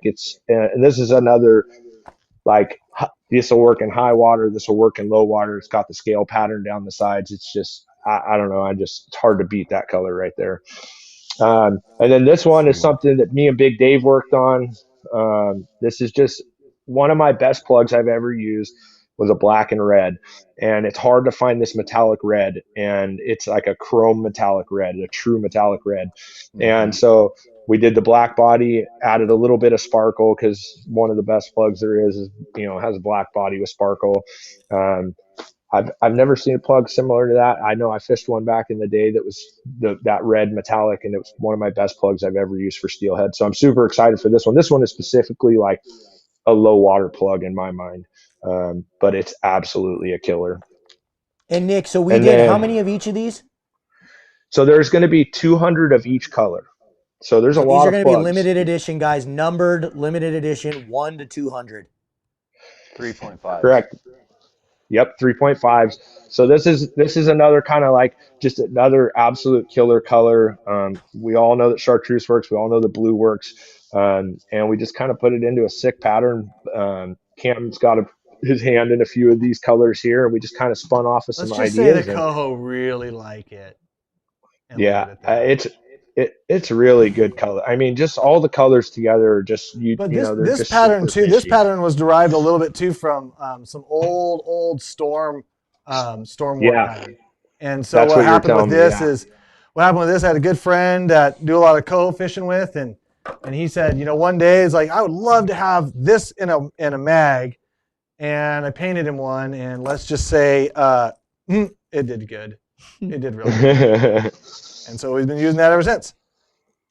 And guys, we're going to do limit 2 per customer on these. 2 per color or 2 per total mags? 2 per color. 2 per color. You will be able to get 2 per color. I like to do that because I know there's a lot of guys out there that like to fish one of them, and then they want to just keep one as in their collection. So we like to do two per color. Will they be available as a 4-pack? So maybe something we should consider. Not this time, no way, but just something in the future. That's a good idea. We did it with the spinners. That's not a bad idea. I like that. This is one that is just absolute. This is mind blowing to me. I just love this plug. So this is going to be a high water plug. I think this will be one of those plugs you just stick in a fish's face and it's going to eat it. It's got the pink butt, black bill, and the copper body. Guys, this is like, I feel like this is what's missing in our plug industry is the copper. You just don't see a lot of it. And so Cam, this is another one of his kind of ideas, and something he's painted in the past, and you can't look at that thing and say it's not going to get big. We have multiple pictures of fish with choking on What's so funny about this plug is like, it was just like, we need more coppers. We need a copper in the lineup. Well, we went up into a pretty popular coho fishery and trolled it around, and that day they wanted copper. Like real clear water. I know earlier you said it was a high water fishery, but this area that day just happened to be about 5 foot of viz, super clear, and they wanted something that was just toned down away from the chrome. And I mean, like I said, it didn't surprise us. I mean, let's be honest, copper plugs work great. I think a lot of fishermen don't utilize them the way they should, but in the clear water, it was like I said, in the black bill, I can tell you it was 5 to 1 on everything else, not even until literally they chewed the paint off it.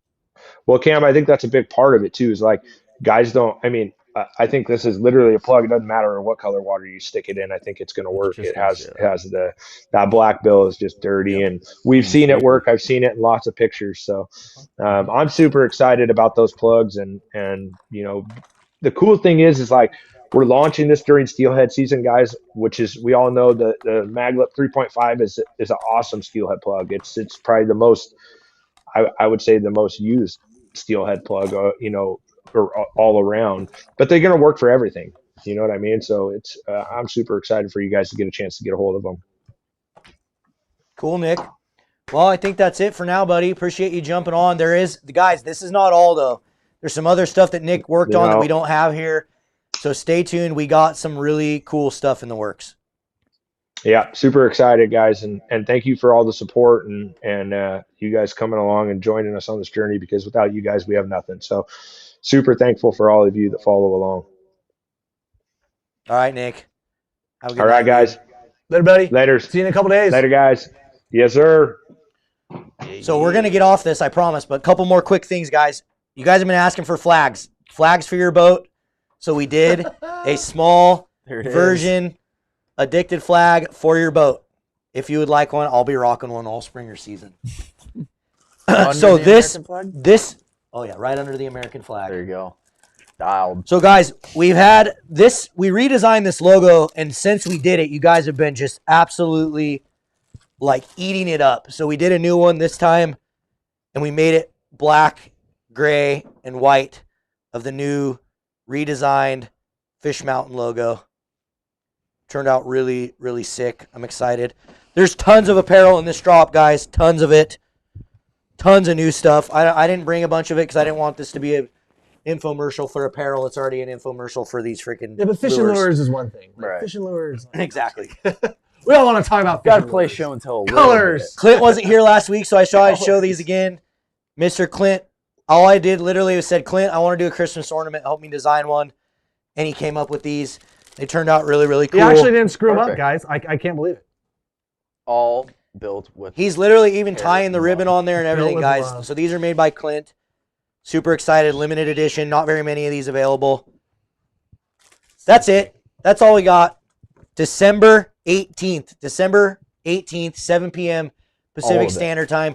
You guys know how it goes. We will have limits on some of the lures, so it won't sell out as fast as it has in the past, but pretty much within 5 minutes, some of this stuff's going to be sold out. So be on the website, 7 p.m. Pacific Standard Time. We appreciate the support. Get on. We love you guys. We really do. Get on. Yeah. Yes, thank you guys. Sorry. Get on what? Nothing. No, not you. Get on with it. So we've got nothing. You having a stroke? I am Cam's having a stroke. Cam's having a stroke. No, I'm not. Let's see here. Well, should we talk Wild Steelhead handle next, or is there something else you want to talk Well, about? I mean, we're talking about new products. I don't know if this product is going to be available on the store. It's not going to be available until Sportsman Show. Not be available at Sportsman Show. So here's the deal, guys. We've got 20 more minutes. We want to keep you, maybe 30. We still have a million things to talk about. We still got more giveaways. We have more We giveaways. got to give away some of these core shot beads. We got to give away some core shot. You know, No, let's they give just away go with me. some core shot beads right now. And then Bam. I will step out, and then Marlon is going to talk about the net. What do you mean? The net. Where are you going? The net. Why are you leaving We're going us? to talk about the net. And I Wild did this Steelhead. totally backwards, damn it.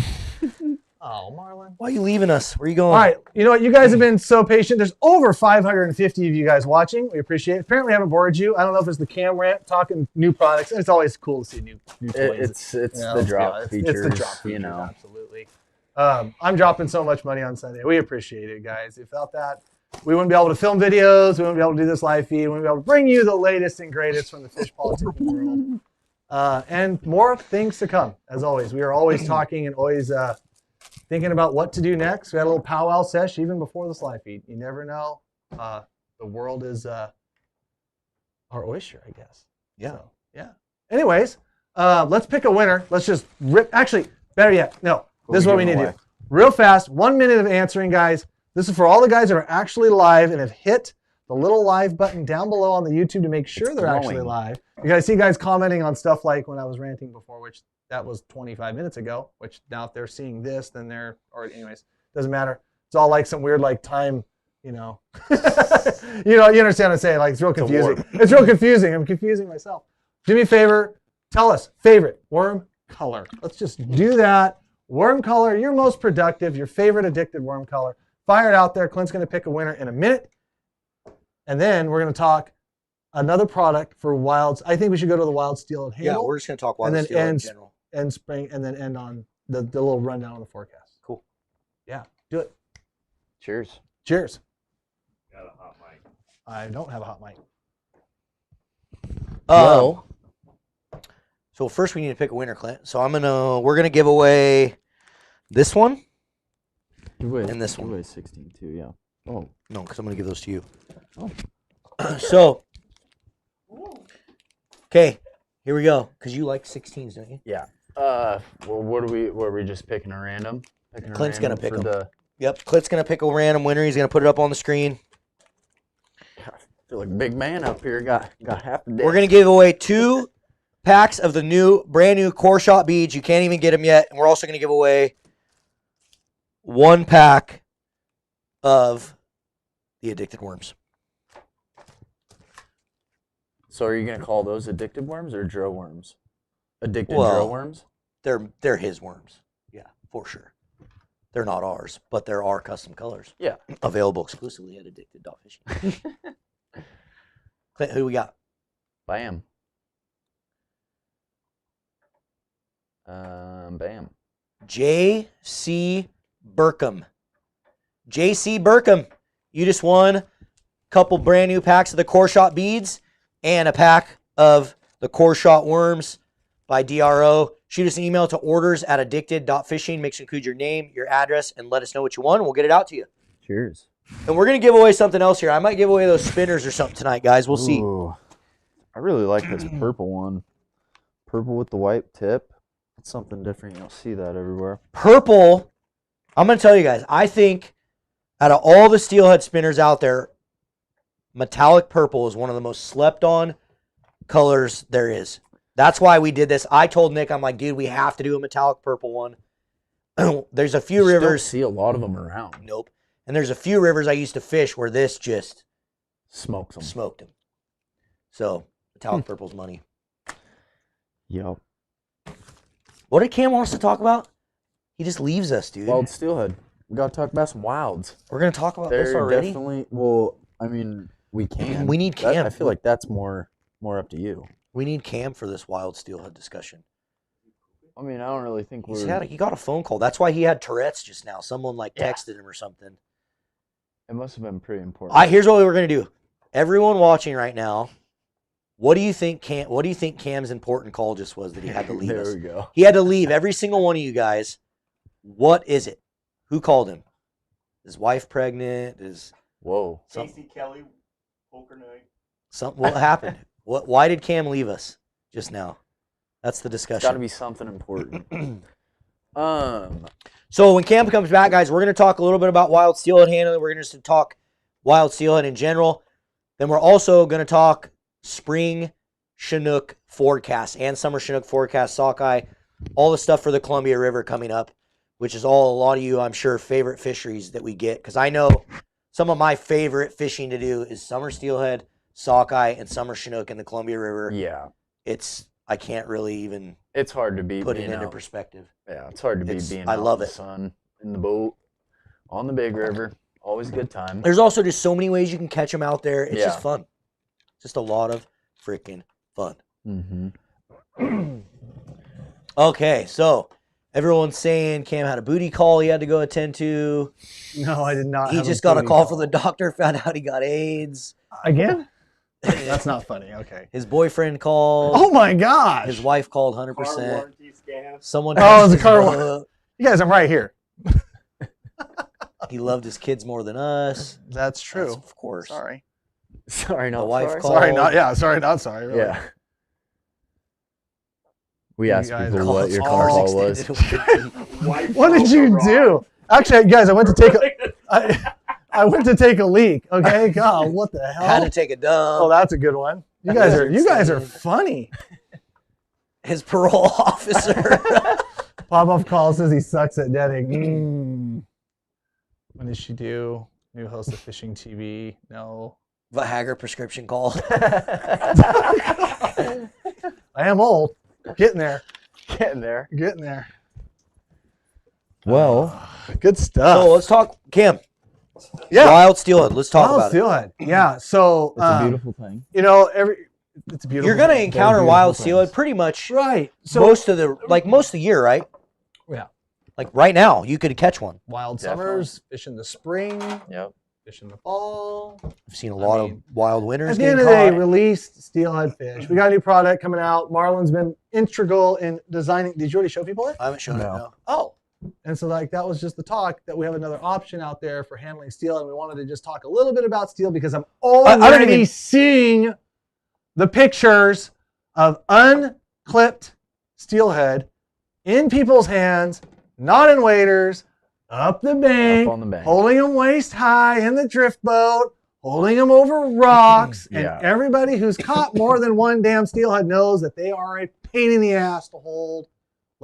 You just never Stop. know what's gonna happen. especially when it's Let's cold. not give the wild fish idiots actually something to be concerned about because all their other stuff is bullshit. Let's try not to give them any ammo. Let's not do it. So before we go into There, talking yeah. about the product and all that stuff, guys, there's a few things to keep in mind. So the biggest thing is just do not, if at all costs, don't put them on the bank. Okay, and stop. I gotta stop you. I'm sorry. I know everyone criticizes me for interrupting, but I do see a great comment. And Central Oregon Angler, I already know what you're getting at. Can a wild steelhead be kept anywhere on Earth legally? Yes. Yes, they can. And so, with that said, there are places where people are going to have unclipped wild steelhead out of the bank because they got bonk eye because they're dead. Yeah. Not advocating for them. Don't, you know what? If obviously the fishery can handle that, and you know whatever, we're not here to discuss that. So you are going to come across those pictures too. So I'm just saying, first off, always be careful who we criticize online. But I can also say that I know for a fact some anglers that I know where they're fishing, or you know what I mean? Like they are in areas that's not the case. Yeah. Don't do it. Not a move. Not a move. Not a move. Not a move. Not the move. But also, like you said, be careful to criticize people. Right. Because I see that a lot. And the reality is a lot of the tribal fisheries, they don't clip the fish. So they don't clip them. They are hatchery fish. There's You some wanna know places why? in Southern They Oregon. have adipose. Want to There's know some why places- they why? can't clip? It's because they can't. They simply can't clip them all. They don't have enough hands. They don't have enough They help. can't clip They them don't- all. You mean they're actually stocking Because them? they They're brood stocking they a put lot of them? so many fish in the river that they can't. They literally cannot clip every single fish. Man, wouldn't that just be a problem to have? Wild And you're right. There are rivers and there are some there are wild some- keep rivers. But let's be honest. If you're a fisherman, you don't need to keep wild steelhead. No. If the fish is to be released, don't bring it in the drift boat, like into the middle of the drift boat for pictures. Don't drag them up the bank. Don't hold them over the rocks. We've all dropped fish. I don't care how many, like we've all done it. It's happened. They're strong, wiggly little bastards. Another thing that I see a lot of is when they're holding them up and then they flop and then they go to hug them. It's like The bear just hug. if they're gonna flop or do anything like that, if you're You're in the water, no big deal. Let them go. exactly, Yeah. exactly. How many missed opportunities have we had? Like, I mean, you guys have seen it in our videos where we're trying to get like something cool. All of a sudden, they're like, it's like, yeah, well, whatever. Happens. Either way. It does. But with that said, a couple of things. Yeah, and that's the other thing. I'm sure some people may have noticed over the last few years, maybe you haven't, but I don't post very many pictures of fish at all. You can go look at my feeds in the last couple of years. I don't post them, right? That was a personal thing that I chose myself just not to do anymore. But he's right. Like, you don't need to take a pic. I understand you want to get a picture with the fish. I was the same way. I, for years, posted pictures of every damn 7-pound steelhead that I caught, right? And I get it. You're going to be excited. You want to post pictures, but keep in mind, you don't need a picture. Like, if you're not wearing waders, if you don't have a safe way to take a picture, don't take a picture. And see, I'm kind of the opposite. Like, post as many freaking pictures as you want. Go nuts. Maybe don't post the picture 5 minutes after you caught it. No. Because people understand where you're at, who you are, what you do. If you're a guide and you're catching a fish and advertising, like, oh, I got seats open the next day, there's nothing that rings the dinner bell to thousands of internet anglers more than that anywhere else on earth than that post right there. So I'm just going to say it because I don't think there's anything that draws people more to the river than a video that was filmed 3 months prior versus someone saying, The fish are in right now, and we all know where you're fishing. I'm not saying to you, I heard you go, why are you referring to me? I'm like, no, I'm not. But I mean, I did. You will get, like, I always kind of wait till, like, high water events and stuff like that. Because, I post a ton of pictures. And, if you're excited about it, you want to share it with your friends and people online, go nuts. But just be a little cognizant, like, do I have to post this picture today? Or can I wait? Or can it wait? Or can I wait just, like, a week and a half? Everything's blown out. I can post it. I don't know. Just something to No, think that about. is great advice, guys. It's one thing we always try to preach. Just wait to post your pictures. There's no need to post them right away. And in lieu of damaging or hurting the fish, maybe don't take the picture. Yeah. Like what Marlon's saying. Like if it's just too risky of a situation, just say, hey, you know what? It's a cool fight. I'll get another one. Let her go. I know how to catch them now. Yeah. I know how to catch them now. The other thing is too, and I'm not trying to be mean to any of the guides out there, but I am a 100% open book. If you are a fishing guide out there and you need help figuring out how to market your business, shoot me an email. Because posting a picture every day and saying I have an open seat, think about it. You only have so many Facebook and Instagram friends. If they're seeing that every single day, you're really not reaching that many people. No. At all, in my opinion. And I'm saying that as like, I'd love to give you advice. Shoot me a message. You shoot me an email. I will tell you how to market your business the right way. There's a lot of different ways to do it than doing that. Because I agree with Cam. I've seen us take a lot of criticism and heat for videos that we post from guides that every single winter steelhead season so that was are just posting every single day. And then we see them, and then it's book me tomorrow, the fish are in, and it's like, well, I know where I could go tomorrow and where the conditions are going to be conducive to catching fish. Yeah, because us anglers follow all those guides. We know where you fish. Yeah. But just be cognizant of that. In lieu of hurting a fish, maybe don't get the picture. Exactly. And that's really what the criticism about. If you were to pull my phone out right now and go back in any of the winter steelhead season, you're going to see 1,000. I take pictures of, I still take pictures of all the fish. A lot of them. I just don't post them very often. Just something that I decided I didn't want to do anymore. But it doesn't mean you can't. I'm just saying wait. Wait 5 days. Wait 10 days. Wait till the end of the season. And I promise you, you're going to love that you did that. And as you become more of a seasoned steelhead angler, you're going to see why. I think some people, even with the no river name thing, right? Like sometimes we'll take criticism of like, why do you not say river names? But then once a guy's fished for 2-3 years, then he starts to realize like, now I know why they don't say river names. Yeah. So I just think it takes a little bit for people to catch on. And you know what? There's a million places that do. So you know what? It's not that we really criticize those, but there's a million places that do. Go on YouTube, search the river, find 500 videos of that river. It doesn't matter. We just don't want to be part of it. Yep. So it's just, and you know what? It's just our personal thing, whatever.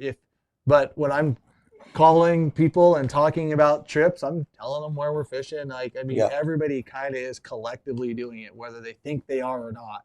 Word spreads fast. Hatchery escapement reports. I mean, there's so many. So at the end, information is at all of our fingertips. Find out, information. So the picture conversation that we were having with the wilds doesn't really pertain to that. We just wanted to make that clear. Yeah. No, so I think Cam did a good job of touching on it, guys. But I'm gonna just rip through it again, just because. Try not to drag the fish on the bank. If you can't get a good picture and you're not in the spot to do it, just don't take a picture. Let's set the fish free. Let him go do his thing. There's so many. When you're holding the fish, guys, keep your hands and stuff away from their gill plate. That I see a lot of pictures where there's fingers like up in the gills and stuff. Yeah. At the end of the day, like imagine you putting your fingers like inside your lungs. You wouldn't do it. There's so many times throughout the season where like we've gotten wilds in situations where it's like, man, okay, this is private property over here, or this is all sticks and snags. Like there's not a good place to bank and land, and it's like, dude, I'm sorry, like we're just gonna have to like take that fish and just boop, right at the side of the net, let her go. Right at the side of the route. So I see. So Tracy Zoller, who's he's a guide. He fishes east. I see him in almost every picture he posts. It's the steelhead in the side of the water. Just next to the drift boat, and he cuts it loose at almost every picture. So that's a good way to do it. You could still get a memory, it's still a memory of your fish. So anyway, I see a lot of people saying move on. The new net. This turned into a major squirrel moment. The new net. Sorry, guys. Okay, new net. It's an important subject. This really is an important subject, guys. If you're going to go out and you're going to fish for winter steelhead or fish for steelhead, wild fish in general, you need to know these things. Yeah. Crystal, that's my job, but at the same time, Clint should be like posting like good, relevant questions to the conversation, but he doesn't do it. Marlon does. So last week when you saw that, it was really great, but he's sleeping over there. Okay, guys. So with that being said, for years, as you guys know, we've made our addicted cradle landing net that we specifically make for wild steelhead handle. For wild steelhead photos. It's for handle. It's to take care of these fish. It's not the easiest net to use. It's not the best net to use, but I can tell you it is the most safe. It's really good for taking pictures. Best way to handle fish and really good for taking pictures. Also, we have donated over 60 nets to different broodstock programs around Washington and Oregon. All around. So they're really good. I hear a lot of anglers, especially on the North Coast, almost every single one that puts fish in the broodstock tank, they use one of our nets. Almost every hatchery worker uses our nets. So one of the things we wanted to do, because the hard thing with these nets is they're all hand carved. They're really hard to make. They're not easy. The guy who makes them, he's in Hillsboro. Shout out to Jacob Tooley, one of the original guys that helped us create the nets. We wanted to come out with a more affordable version. So we've been working on it with Mustad for a really long time, trying to come out with something that, yes, it's imported. Sorry, all you people that hate China, but it is imported. We still have the U.S. net. If you want to buy the handmade, you want to support U.S., you want to support someone in Hillsboro, you can still buy that one. The idea is that we need to get more of these nets out there. We want more people doing it. So, like, at the end of the day, that net is cost prohibitive. Yeah, it's cost prohibitive for us. We don't make hardly squat on it. That net costs $200. This one's going to cost $100. So we're literally cutting the price in half on these new nets. And at the end of the day, they are pretty sick. Mm-hmm. So we made them out of. So one thing we did this time was we built the strap into the net. So a lot of times with these old nets, we sell the Reed's rod wraps, or they come with the net when you buy them. So these, we actually have the strap built into the net. So that way when you're carrying it on your backpack, storing it in your boat, it's easily strapped. Another thing that we did, that net is a knotless nylon, which is really good for the fish. Doesn't hurt them at all. But I thought, you know what? Let's take it one step further. We made this one completely rubberized. So this is a completely rubberized net. Will not hurt the fish whatsoever. It's made out of floating handles, carbon fiber handles. We put the little section here for you to be able to attach your scale. That's what this is for, guys. So if you decide, you know what, I really want to know what this steelhead weighs, you can weigh your net ahead of time, zero it out, have the steelhead in there really quickly, get a real accurate weight on it, back in the water, you're dialed. We put the measuring tape in the bottom, which is perfect, so you can measure those fish. We also, this time, we made it a little bigger. Mm-hmm. We had people that really, like, well, hey, what if I catch a 45-inch fish? Well, good luck. You're not going to really probably ever catch a 45-inch steelhead, but you may. So what we did was we made this one 43. So this one goes out to 43, almost 44 inches. The way these nets work, guys, is, the other thing I forgot, they have weights. There's more weights. So this is plastered with weights all along this edge. So when you dip that net, it goes under. So the way we always try to tell people with these nets, you need to be working together with your buddy. So the guy who's in the river that's going to be netting the fish, he's going to be scooping it, but he's not going to scoop it until your buddy is ready for him to scoop it and is pulling the fish. So we always try to say, get the head turned. Once that head's turned, you're basically pulling the fish into the net.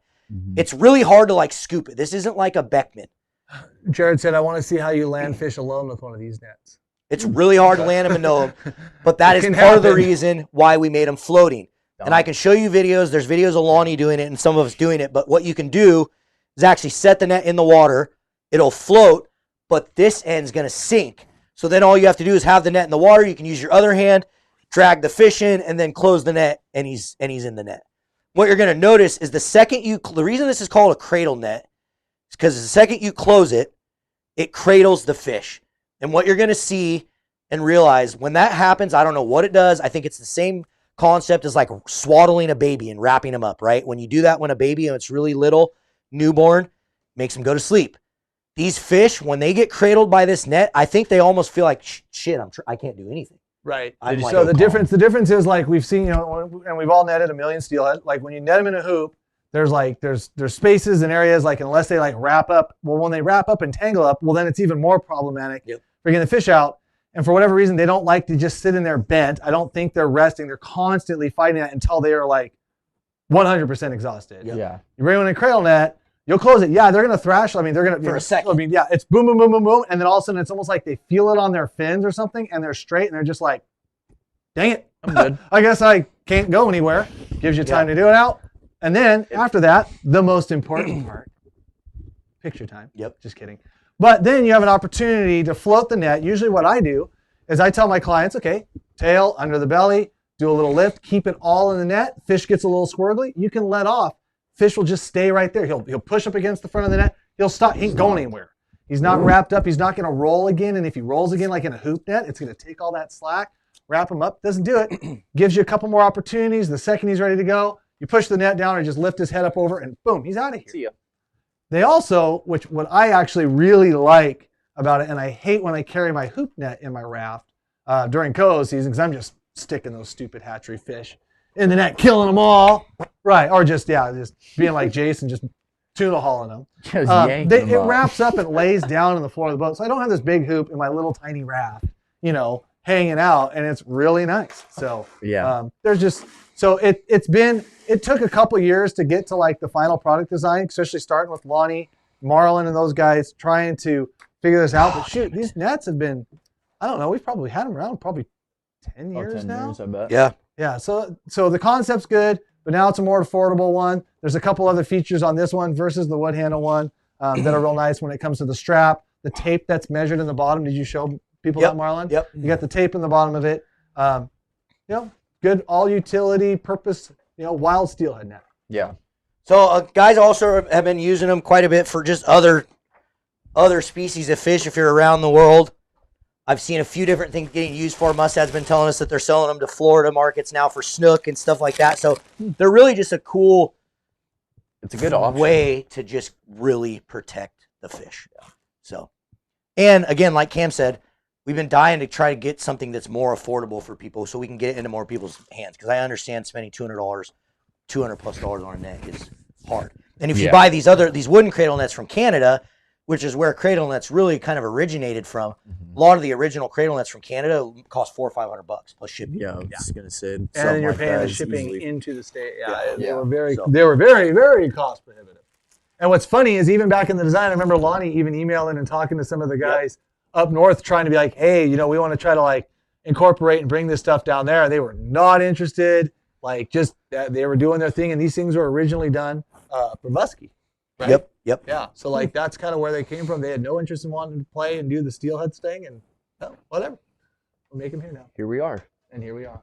Cool. Yeah. So there you have it, guys. Those will be available at the sportsman shows, which we haven't really made that announcement, but we'll be set up. We will be. Have we told people? Not really. I don't know. Yeah. So the sport shows are coming, guys, and they're coming quick. We will be at the Washington Sportsman Show in Puyallup, set up with a booth there for all 5 days. We'll also be at the Pacific Northwest Sportsman Show in Portland, set up with a booth all 5 days. So I've been working directly with the Sportsman Show, and I'm telling you guys, this is the year you want to come to the shows. They have some really cool, epic stuff. We will be throwing the biggest bash that we've ever done at any event ever at both shows. So plan on having an addicted bash at the shows. It's going to be a really good time. So going to be lots of new products. There's going to be custom killer fish, I think, there. There may be some more custom mag lips. There's a whole bunch of new lures that are going to be coming. So mark your calendars, look up the shows. Go to, I don't even know what you look up. Just look up Sportsman Show. I think it's Just look up sport shows. northwestsportsmanshow.com. Yeah, sport shows. O'Laughlin trade shows. Ah, But yeah, come hang out with us. It's going to be fun at those shows. We're excited. That's where that net will first be available. yeah. What do you got, Cam? I've got, I'm actually talking with some guys right now over this kind of situation. Spring Chinook forecasts were really awesome. And with those forecasts that came out, you guys, we had 198,000 in the Upper Columbia. Wrote a little blog article on my website, gonecatching.com. You can check it out. It kind of gives you like the real rundowns. But there were some definite good features in there. There was some definite good features in that forecast that are things that are really cool takeaways. First being, I just kind of wanted to run through them. The Willamette, 71,000 spring Chinook. Yeah. That's big number. Big jump. Real big jump. They had 55 last year, forecasted at 51 last year. Mm-hmm. Those are our early fish. A Yeah. lot of those early February and March fish tend to be Willamette fish, and things are going to be looking really good. We're going to see a lot of early fish hopefully this year. Really awesome run. Cowlitz is projected to 9,000 fish. If they believe that that is enough to get brood, which I think it will, because last year they were projected at 4,000 and they kept the lower Columbia open. Should be really good shape for you lower river guys. We shouldn't have to worry about closures from the Cowlitz down like we've seen or some other years, or from the Warrior Rock down. If you guys remember 5-6 years ago, we had a couple of years there where we couldn't even afford to fish the Columbia because of the low forecast numbers. So forecasts are strong. 198,000 for the upriver. Last year, I think we got a handle around 4,000 fish. This year, we should be able to handle around 10. With the washout of the lower stuff, we should see a pretty good season. Yeah. Don't expect it to go to April 30th or anything like that. We catch 1,000 fish a day later on after April 6th. So even if we have 6,000 more fish to kill, it's only going to get us like 6 days. Like it's not going to get us, oh, we're going to be fishing till the end of April this year. So let's just get that out of our system right now. Last but not, wind and Drano looking absolutely fly. But probably the two big takeaways on that whole forecast, and things are kind of getting a little bit lost in the Springer talk, is the summer Chinook forecast. 84,000. And I don't know, maybe somebody on here can correct me. I think that might be the highest forecast we have seen in recent years. In years and years. I remember maybe I thought there was a 90-something thousand. Okay, so maybe there was a 90. I remember that year was freaking savage. Yeah, so and I think in my blog I wrote, we had a freaking triple that year on wobblers. 3 summer Chinook on one rod. 3 summer Chinook on one rod. Yeah. Oh, wow. So okay, I'm glad I said, because in the blog I wrote, oh yeah, I think this might be the first or the first or second highest spring Chinook forecast. Regardless, anything over 50, we're going to have a really good season. 84,000 summer Chinook. And then last but not least, sockeye. Everybody loves sockeye. You guys all love sockeye. Fun little buggers. The problem with sockeye is we need to have a forecasted run of over 200,000 fish to have a fishery in the lower Columbia. Basically, we have a fishery before, Bonneville Dam escapement and blah, blah, blah. And last year we were predicted at 198. Womp womp. Unfortunately, it was record setting. And I know some of you guys out there from the east side called foul on that. We're very vocal about it, and I hate to say it, you guys were right. You nailed it. You said, BS, we're going to have a monster run. Things in Alaska were projected to be a monster record-setting run. They're the same sockeye. They go to the same ocean. They do the same things. It was pretty funny not to think that ours wouldn't do well. Sure enough, they did. I'm not going to criticize the state for this. It's forecasting. It is predicting the weather 6 months from now. Good luck with that. come on. There was some things, though, that probably said that, you could have given us an extra 2,000 fish on that forecast to get us to where we could have a lower Columbia fishery. This year we're at 234. Who knows where it'll really end up, but the bottom line is with the forecast and a 1% exploitation rate, we should be able to catch and kill a couple thousand fish for a sockeye fishery. So this is all my perception. This is not any kind of season. This is not anything set. Some powers they're going to catch them commercially. They might change something. Maybe the numbers, maybe there's like some little wild number that you don't see broken out in the forecast that's going to be too little to allow to have a fishery. All this is going to come out in subsequent months. But for now, that is some very positive news for the spring Chinook run and going all the way through the end of July. Yeah. So I'm excited. If you're not excited about it, then I don't know, take up bass fishing like I do. I don't know what to tell you. But things are looking really good for all you guys that want to start chasing salmon. Shoot, second week of Feb. Yeah. Really cool. Yeah. I'm excited. Do it. I'm excited. Get after it. Any thoughts on that, guys? Any thoughts on that? I think you covered that all, Yeah. bro. Did I nail it? You nailed it. Jeez. You nailed it. Bam. So I got a couple more things, guys. One of the things I wanted to do, Cam mentioned it last week, but I didn't get very many emails. So we are looking for a family. We want to give an entire Christmas to a family. We want to buy their food. We want to buy presents for the whole family. We want to donate an entire Christmas to an entire family. So please shoot me an email to Marlin, MARLIN, @addictedtofish.com. Fishing. If you know a family or even if yourself, don't be shy. Everyone needs help every once in a while. Shoot me an email, marlon@addicted.fishing. We are going to be choosing one family. We're going to give them the best Christmas that they've ever had. So please shoot me an email so I can pick that family. I need some more people to choose from. So the other thing we did, again, like I said, thank you so much to everyone that came out, spent money during the 12 days of Christmas. Now what I'm going to be doing the next 12 days is 12 days of giveaways. So every single day for the next 12 days, I'm going to be either going live and refunding people's orders. I may be putting a bunch of free stuff in people's boxes. So right now I have my laptop pulled up. I have people that have been placing orders. There might even be some of you guys that have placed orders tonight that might be on here. So here's what we're going to do. It looks like Jonathan. I don't know how to pronounce your last name. Jonathan, Petkovits. You placed an order here just a few minutes ago, 7 o'clock. I'm going to go into your order right here. Looks like you bought $76. Can't even talk right now. I had a, what do they call it when your brain just stops? So it just happened right there, yeah. My computer stopped working. I'm going to refund you, Jonathan. I'm going to refund your order in full. So don't be alarmed if you get a $76 refund. Merry Christmas. Thanks for purchasing from Addicted. We're going to give you a full refund right now. Here we go. $76.68. Jason's confirming I'm actually doing it. 100%. You're going to get a notification sent to the customer. Bam. There it is. And you will still get your order. So thank you so much. You just got refunded. Got that Shopify note. And again, guys, I'm going to be doing this every day. So tomorrow morning, I will be live on the YouTube channel refunding people's orders. So stay tuned. And me and Mike sometimes like to make it rain up in here. Sometimes we like to just throw free stuff in the packages. So you never know when you're placing orders what's going to happen here. Let's see if you never know if you're going to get your order. Just kidding. Let's see if anyone's placing orders right now. Usually what I like to do is sometimes people will start firing. People think they start placing orders, and then usually what I'll do is refund them. So right away. Let's see here. Hey guys, while you do you want? Do you have Let me pick one more. Okay. Let me pick one more. I'm just randomly selecting here. Jason Tweeman. Jason TWYMAN. Looks like he got some of our addicted worm jig heads. We are going to refund him Carlos, in right. full.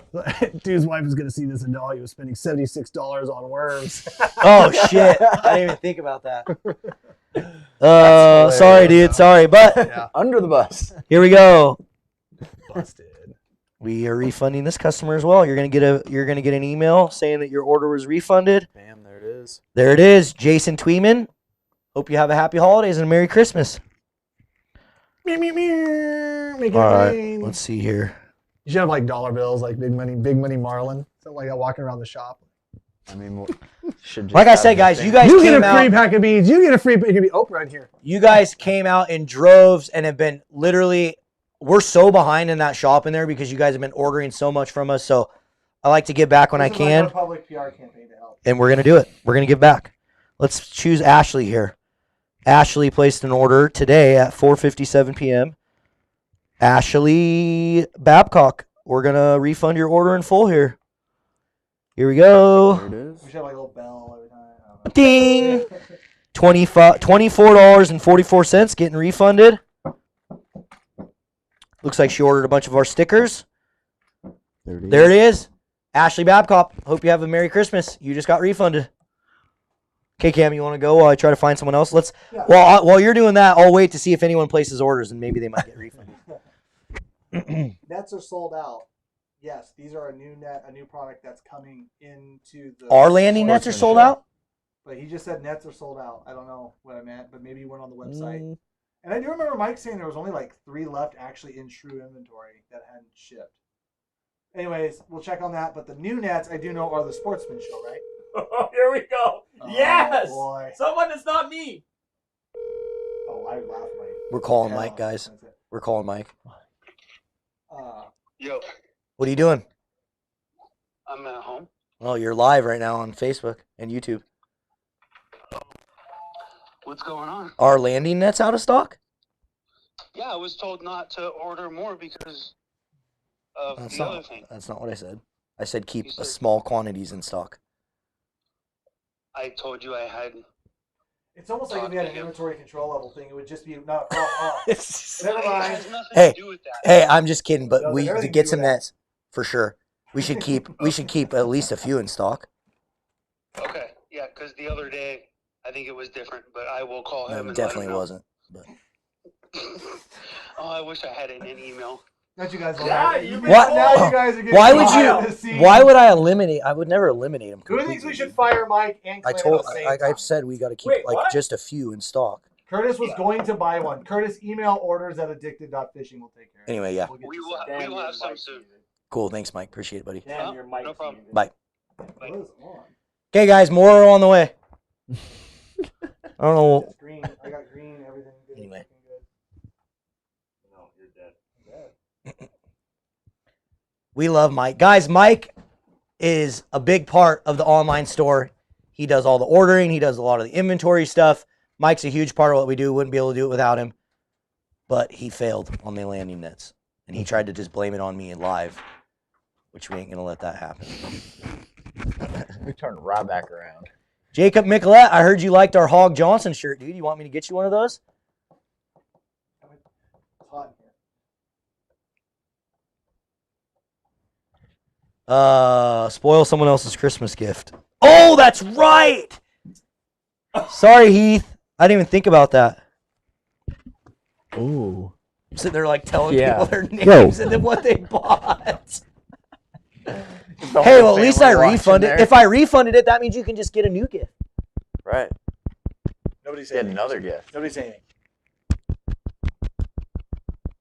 We're good. Dude, no one believes that I'm refunding people because no one's ordering. So now we're just gonna. you guys are all crazy. Now we're just gonna Hey, pick did you hit the minutes. refresh button? Oh, one new order. Refresh. It just said one new order. Here we go. Who is it? Here she goes. 8:20 p.m. $76. She went all out. Okay, we're not gonna say what they got because we don't want to ruin the present. But Kayleen Flora, Kayleen in Coos Bay, you're getting a full refund right now. $76. No, we're not trying to just bait you guys into like all thinking you're getting it all refunded, but it is pretty fun to sit here and do this. And Here we go. bless people with really cool gifts for Christmas. No, I'm not doing that. I don't care if you order or not. I'm just trying to help some people out. Yeah, very cool. So, Merry Christmas, Kayleen. We just refunded your order. We appreciate you. Thanks for ordering. Okay, Cam, what do you got? Anything else? A couple things on the Springer front that the main thing I was getting to with the Springer forecast is our friend Patrick Gaffney has rat holed about 100 cases of prime red and prime green label herring. You need to call him and message him on Facebook. Yeah, right. And blow him up. He's going to kill No, you. no. Say, So here's the status on. So no, he has no bait, and that's what I'm telling you. He has no bait. So the joke is that the second I saw the Springer forecast, like me and like everybody else, we went, oh, we better get the bait. Now I happened to order my bait a while ago, but he does not have any bait to give. Seriously. So, but he did put away many pallets of good green label herring from this season. You're going to be able to get that. There's a couple places, D&G Bait in Clackamas. I sent you the list. Tackle Time, Sport Co. There's places you guys can find. There's places you can find harbor herring and Point Defiance herring. You guys will. So the bait is out Cox there. Anonymous. Thanks for the super chat. Yeah. I wouldn't say anonymous. I'd say normous. But we're just going to leave it alone. I didn't see the R. That's a cheap $1.50 joke. Anyways, with that said, though, red labels and orange label herring is non-existent in the pipeline. In other words, what he has and what the size that was available to catch during the season before they wrapped up, red and orange is gone. So if you have a distributor or somebody, maybe one of these places, I don't know if Gene down at Tackle Time, D&G, Sport Co., I don't know what these guys have in their inventories, but the pipeline for red and orange label herring will dry up if it already has not dried up. So if you want red or orange label, you better get it. At least for the Point Defiance in there. And generally, that I think, At least for good herring. we got a new order. At least for the size of herring, that's gone. Matt Haney just placed an order. Matt Haney. Yep, your he order spent was $120. We're refunding him. placed. What? That's a Bam. lot of money. That's like my bonus, bro. Here we go. Oh man. Matt Haney, thank you so much Wow. for ordering from us. We love you. We love our customers. Hope you have a Merry Christmas. game $120 coming back to you. Yeah. So with that said, Green Label though should be in abundance. Available. Green Label should be available. Fresh, good stuff. And honestly, Jared, he did mention that I don't think he particularly did anything with anchovy this year. And maybe Patrick, I know you were on here earlier. Maybe you can still chime in. I don't think he did anything with anchovies. That doesn't mean not. There's other suppliers of bait. We get it. I'm just telling you, just from the guy who actually goes out and catches them. So I don't think he did any anchovy up or would know the status of anchovy. But We also Aaron, have another order from Gina. Gina bought. I can't say what she bought because it could be a present, so we're not going to say that. But Gina spent. What did she spend here? $11.58. Gina, coming right back at you. Hope you have a happy holidays and a Merry Christmas. There you go. Okay. I dropped my phone. Oh, and last but not least, I wanted to just respond just briefly while Marlon's finding another person to give more of Mike's, I am? actually more of Mike's salary away, because that's where I think it should come out of. Because we wouldn't be in a net sale if we had net. I do understand people are like, forecasts suck. They don't know the forecast. Like, I saw a bunch of comments, and I didn't respond to them, but I just want to say, I understand forecasting is just that. It's forecasting, guys. But the reality is that is how the fisheries and the seasons are started off. Obviously, there's mid-river changes, mid-river updates, or mid-season updates, but that's the starting point. And honestly, that's the only starting point we got. And if you guys have a better idea on figuring out how many fish are coming back, let's go ahead and I lost my mic again. Let's go ahead and figure that out. Bam. Mike Jackson, guess what? Merry Christmas. $41 coming back at you, I buddy. was going like this. Mike Jackson, $41.76 coming back at you. Appreciate the order. Thanks for supporting Addicted. Hope you have a Merry Christmas. There you go. Trippiness Gaming said sent an email for a family Christmas request. Appreciate Awesome. it. There we Awesome. go. All right, dude. I think we're good. All right, we got anything else we want to talk about? The longer I leave this laptop open, the more orders I'm going to refund. That guy works there, and he has firsthand knowledge of how it's done. He knows you don't. Oh, okay. Well, sure. Who? I don't know what he's referring. I didn't see the comment he was referring to. What Chris was saying. I didn't see that. I saw a bunch of comments like forecast suck, blah blah blah. Yeah, whatever. We need to read it. We can't hear you. Cam needs a fidget spinner. I have a microphone. I'm good now because I have to hold it. Is it working? Hey, yeah, it's working. $1 super chat. Okay, I'm done. What are we doing? We're done? Yeah, Should I it's do like one? Should I 8:30. refund one more? Yeah, we can refund. How many more people do we have watching? We need to do our giveaway for the people that are watching too, though. How many people do we have? Oh, that's right. Yeah, say we've got still over 450 you guys watching. We've got one. Let's give away a trio. Actually, no, we probably should. We should probably just give away the singles. Yeah. I don't know how many of those we have. So let's just do the steelhead. They'll get the trio, but it won't be in the trio box. They'll get the trio, They'll get but all it three of won't those. be in a trio box. So you're going to get shorted 2 hooks, but you're getting some free spinners. So check that out, guys. I've got the trio spinners. What do we want to? What's our question? I don't know. I'm going to select one more person here to give something away to. Gina. Wait, didn't I already do her? Yeah, I did. That's a lot of girls ordering stuff. Yeah, I already gave. Smart. Here we go. Alex Rodriguez. I just saw his name pop up. Ethan's what I Just missed. had a good lot, question. A lot. Alex Rodriguez, thank you so much for the support. We appreciate you. You are getting $68.97 back at you. Refunded. So next, Hope you have a happy holidays and a Merry Christmas. That's what we need to ask, is what we want to talk about next week, unless you already have a plan. no, I already have a plan. Okay, And I think it'll be a good one, but I don't want to say it until we can get that person in or out of here.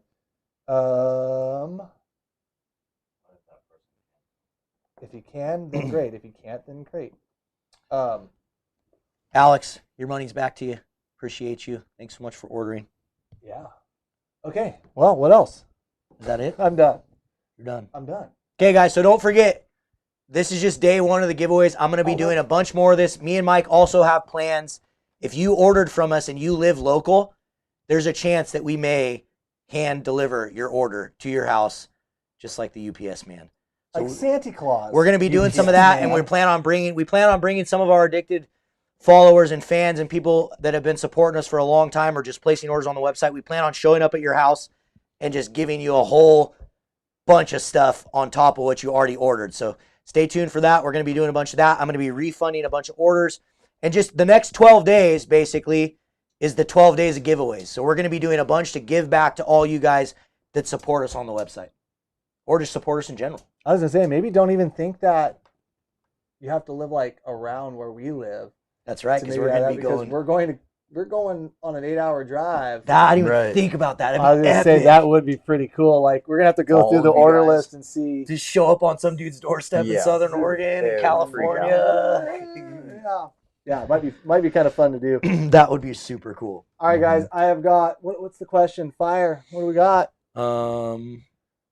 What's everybody's I biggest? got it. Go for it. I was gonna say, what's everybody's I think biggest we've done that a steelhead? bunch. We've done that. Marlon, what's yours? I was gonna say something that's stupid too, so I stopped.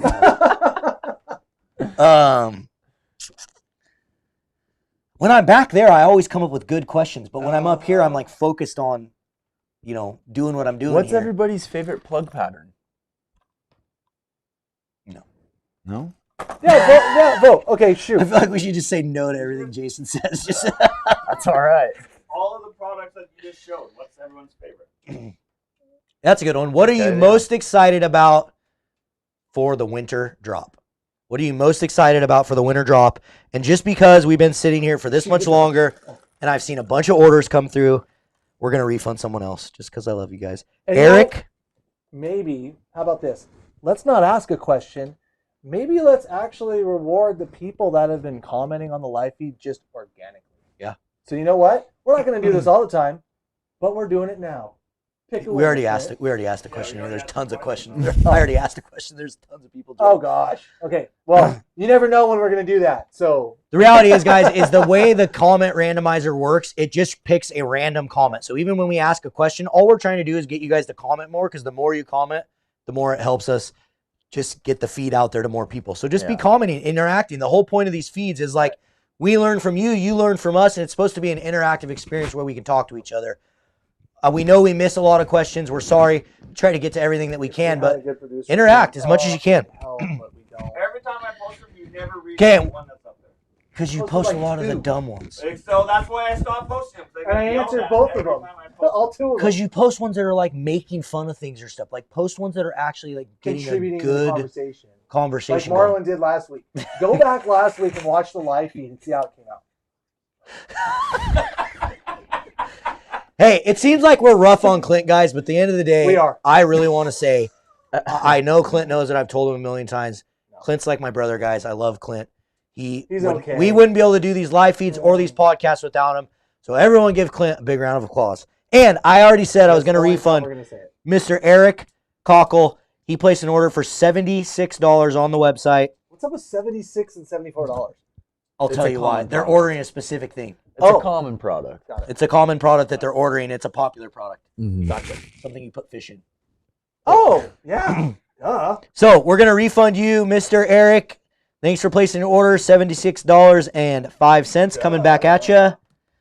We hope you have a very, I almost gave him $7,600. That would have been a real good Christmas. Merry Christmas to you. That's really coming out of Mike's paycheck. Yeah. $76.05 coming back to Eric Cockle. Thank you so much for placing an order. We appreciate you. Can you make used I think we hoodies? got I enough think there's one out answers. there right now. We make Yep. the green and black. We have the Stealth OG. hoodie. It is in stock on the website right now. Youth Your hoodies check are it available. out. All right, Clint, pick a winner for the trio of spinners that will not come in the trio pack, but will come 3 individual. Pick a winner. And it is. Because it's 8:30. Dylan Kane said the There we Nightmare are. Plug. There he is, Dylan Kane. Low flow. Low flow, we The call low it. All flow. these have really cool names. You guys will get to see the names on the drop day, which, again, before we leave you guys... Oh, wait, I got to tell Eric here. Who won? Dylan. Dylan, shoot us an email to orders@addicted.fishing. Make sure you include your name, your address, and let us know that you won the spinners here, the 3 new spinners from the drop, which is December 18th at 7 p.m. Pacific Standard Time. I'm telling you right now, go to your calendar, put a calendar thing, set an alarm, be on the website. Last time there was over 3,000 people on the website waiting for the drop. So be there, 7 p.m. We appreciate you. Thank you guys so much. When I say it over and over again, it's because we really, really do appreciate all of you. It means the world that you tune into us. Don't forget, live feeds every Wednesday, videos on YouTube every Tuesday and every Sunday. So keep that in mind. I feel like, again, there's still just lots of people that don't know we put videos out on Tuesdays. So Podcasts whenever Clint puts them out. yeah.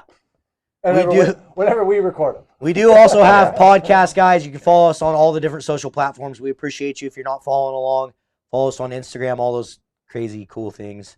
And, yeah, we'll see you guys on the river. Peace out, guys.